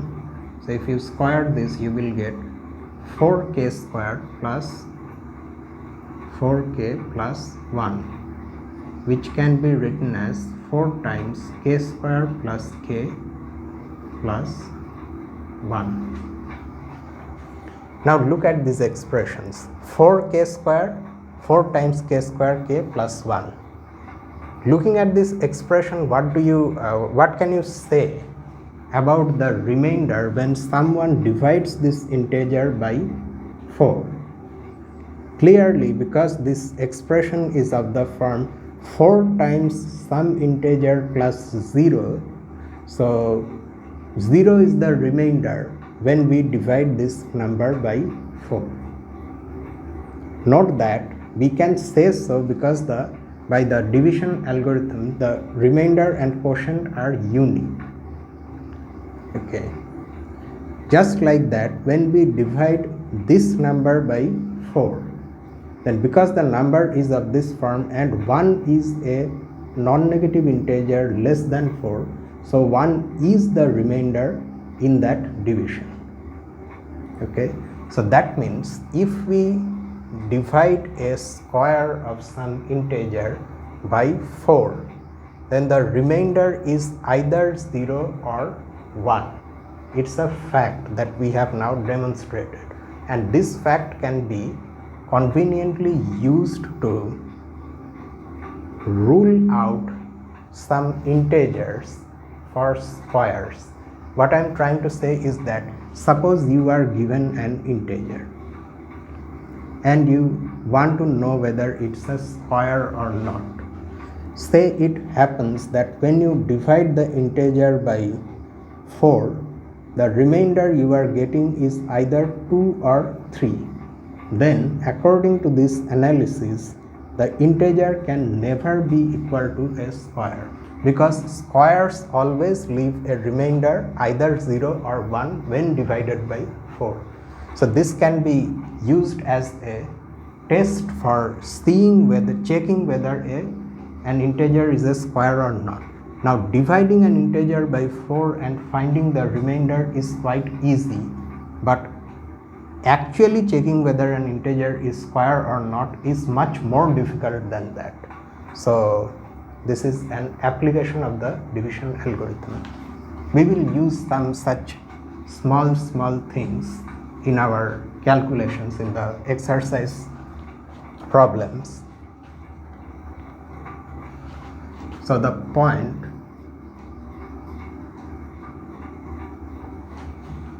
here is that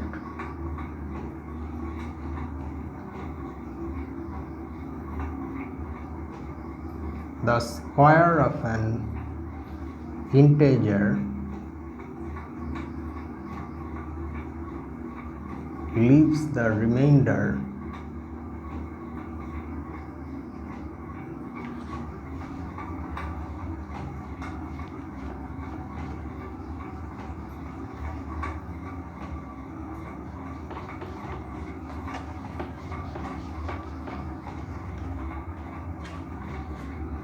zero or 1 when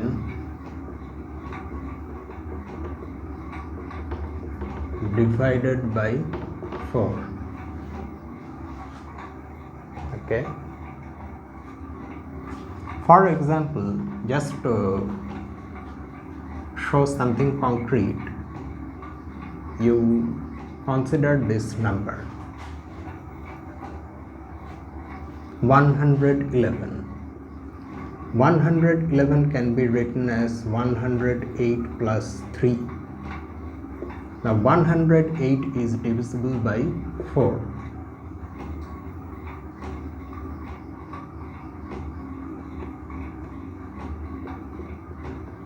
So 111, if we are dividing 111 by 4, then the remainder is 3. So from this analysis you can directly say that 111 is not a square.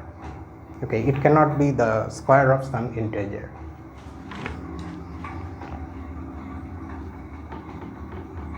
So to conclude this, you don't have to actually take the square root of 111 and trying to see what that is.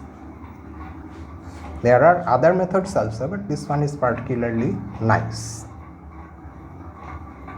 We can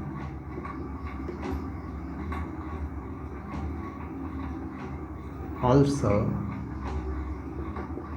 show the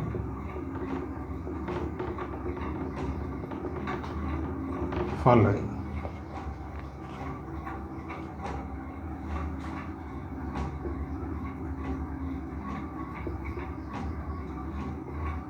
The square of an odd integer is of the form 8k plus 1. When we write is of the form where a variable is appearing, you have to understand that that variable is some integer. What that integer is, it does not matter. The form matters. And to show that this is the case, by the division algorithm,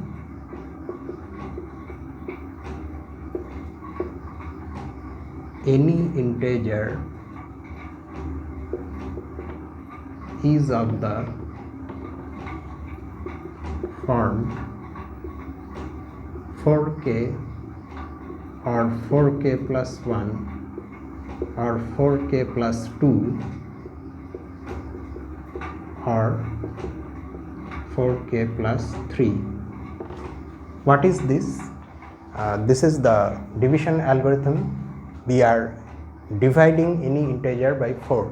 Then the remainder is either 0, in which case this is the form of the integer, or 1 or 2 or 3, and these are the possible remainders. Now among these types of integers, clearly these integers and these integers are all even, because if you divide any integer of this type or any integer of this type by 2, then the remainder you will get is 0. In fact, both of them are of the form 2 times something, some integer. Here that some integer is 2k, here that some integer is 2k plus 1. That is, this is equal to 2 times 2k and this is equal to 2 times 2k plus 1. So these are even. The others, however, are odd because they are of the form 2k plus 1. Here it is 2 times 2k plus 1 and here it is 2 times 2k plus 1 outside plus 1 outside. Okay, so these are the odd integers. Now if we take their square, among these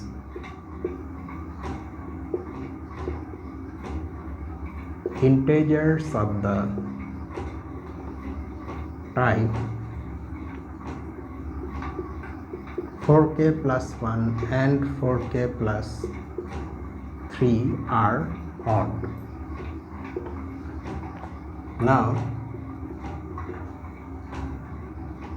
if we square 4k plus 1, what shall we get? 16k square plus 8k plus 1. So clearly this is of the form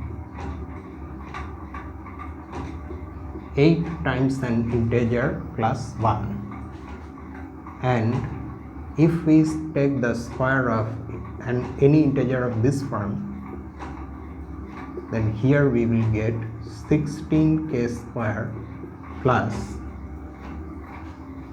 24k plus 9, and this can be written as 8 times 2k square plus 3k plus 1 plus 1. So in any case we are getting 8 times an integer plus 1. That's why we are saying that the square of an odd integer is of the form 8k plus 1. In other words, if you divide the square of an odd integer by 8, the remainder is exactly equal to 1.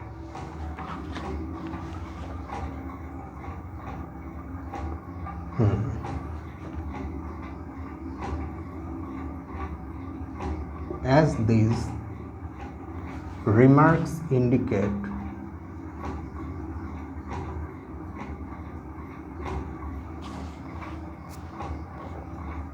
the advantage of the division algorithm is that it allows us to prove assertions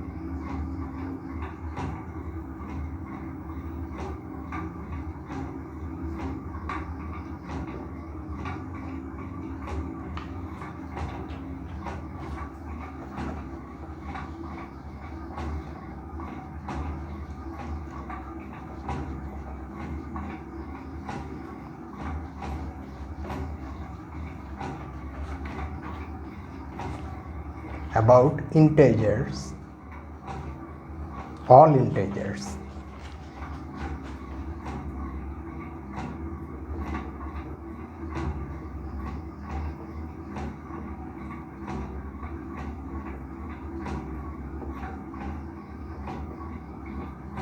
Only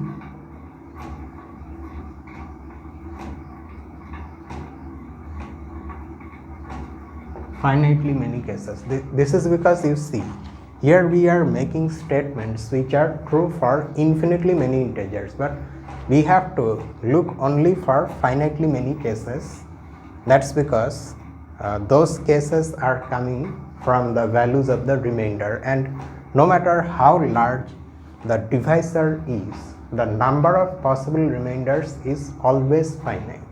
If you are dividing by 8, there are exactly 8 possible remainders, starting from 0 and ending at 7. if you are dividing an integer by 100, there are exactly 100 possible integers. So that is the advantage.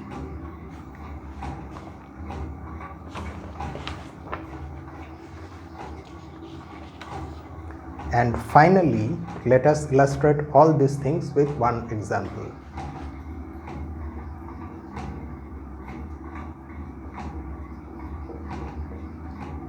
This will actually complete the results of this section 2.1, after which we have exercises which we will solve in another video. So we propose to show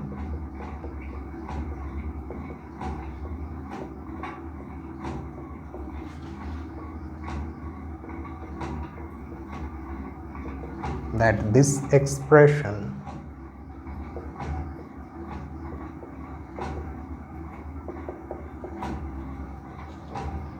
a times a square plus 1 divided by 3 is an integer.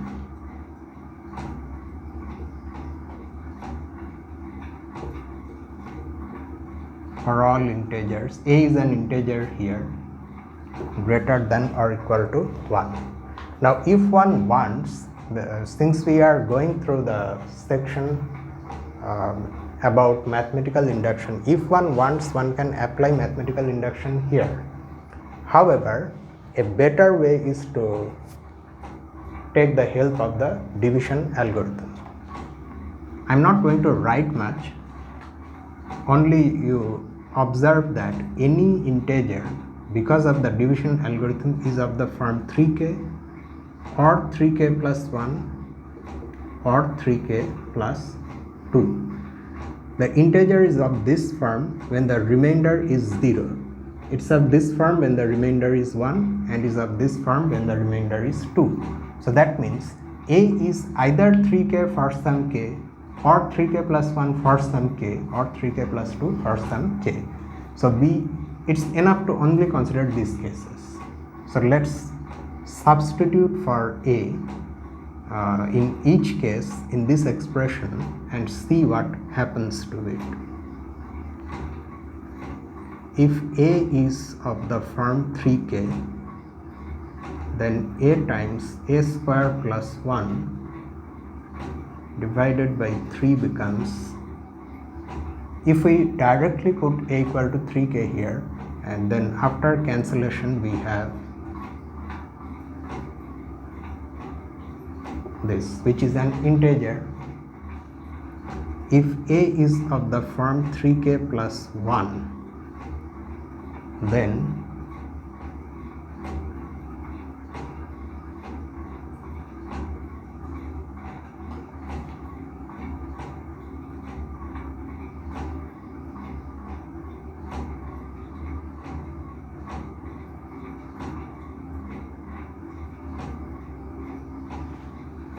this is equal to 1 over 3k plus 1. What happens to this? 9k square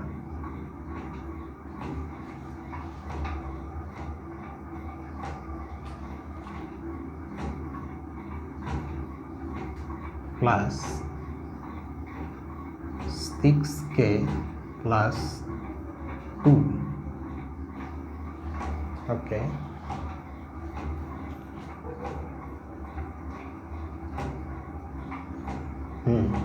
I don't see the divisibility by 3 in this case. What is happening? 3k plus 1, then 3k plus 1 whole square will give us what? 9k square plus 3 times 2, that is 6k, plus 1 is equal to 2. No, what? Have I made a mistake in taking it down? Because this is not true. I think I made a mistake somewhere, because you see, say k is equal to 0, then my number is 1. Now if I put a equal to 1 here, then I get 1 times 1 plus 1, that is 2 divided by 3, which is not an integer. So in the book it's correctly given. I think I made a mistake in this expression. Okay, since I don't have the hard copy of the book, so I can't look at the book right now. So this is wrong. So we will deal with this example in the next video. And unlike that Lucas sequence example, I won't say that fine, I leave it to you. We will actually go through the example and then we will start solving the exercises, along with of course the first set of exercises. So that thing is also there. So I end the video here on a somewhat incomplete and sad note because of this mistake, but nevertheless it will be rectified. So that's it for tonight. This is me, Lucifer, from a mathematical room. Have a nice night.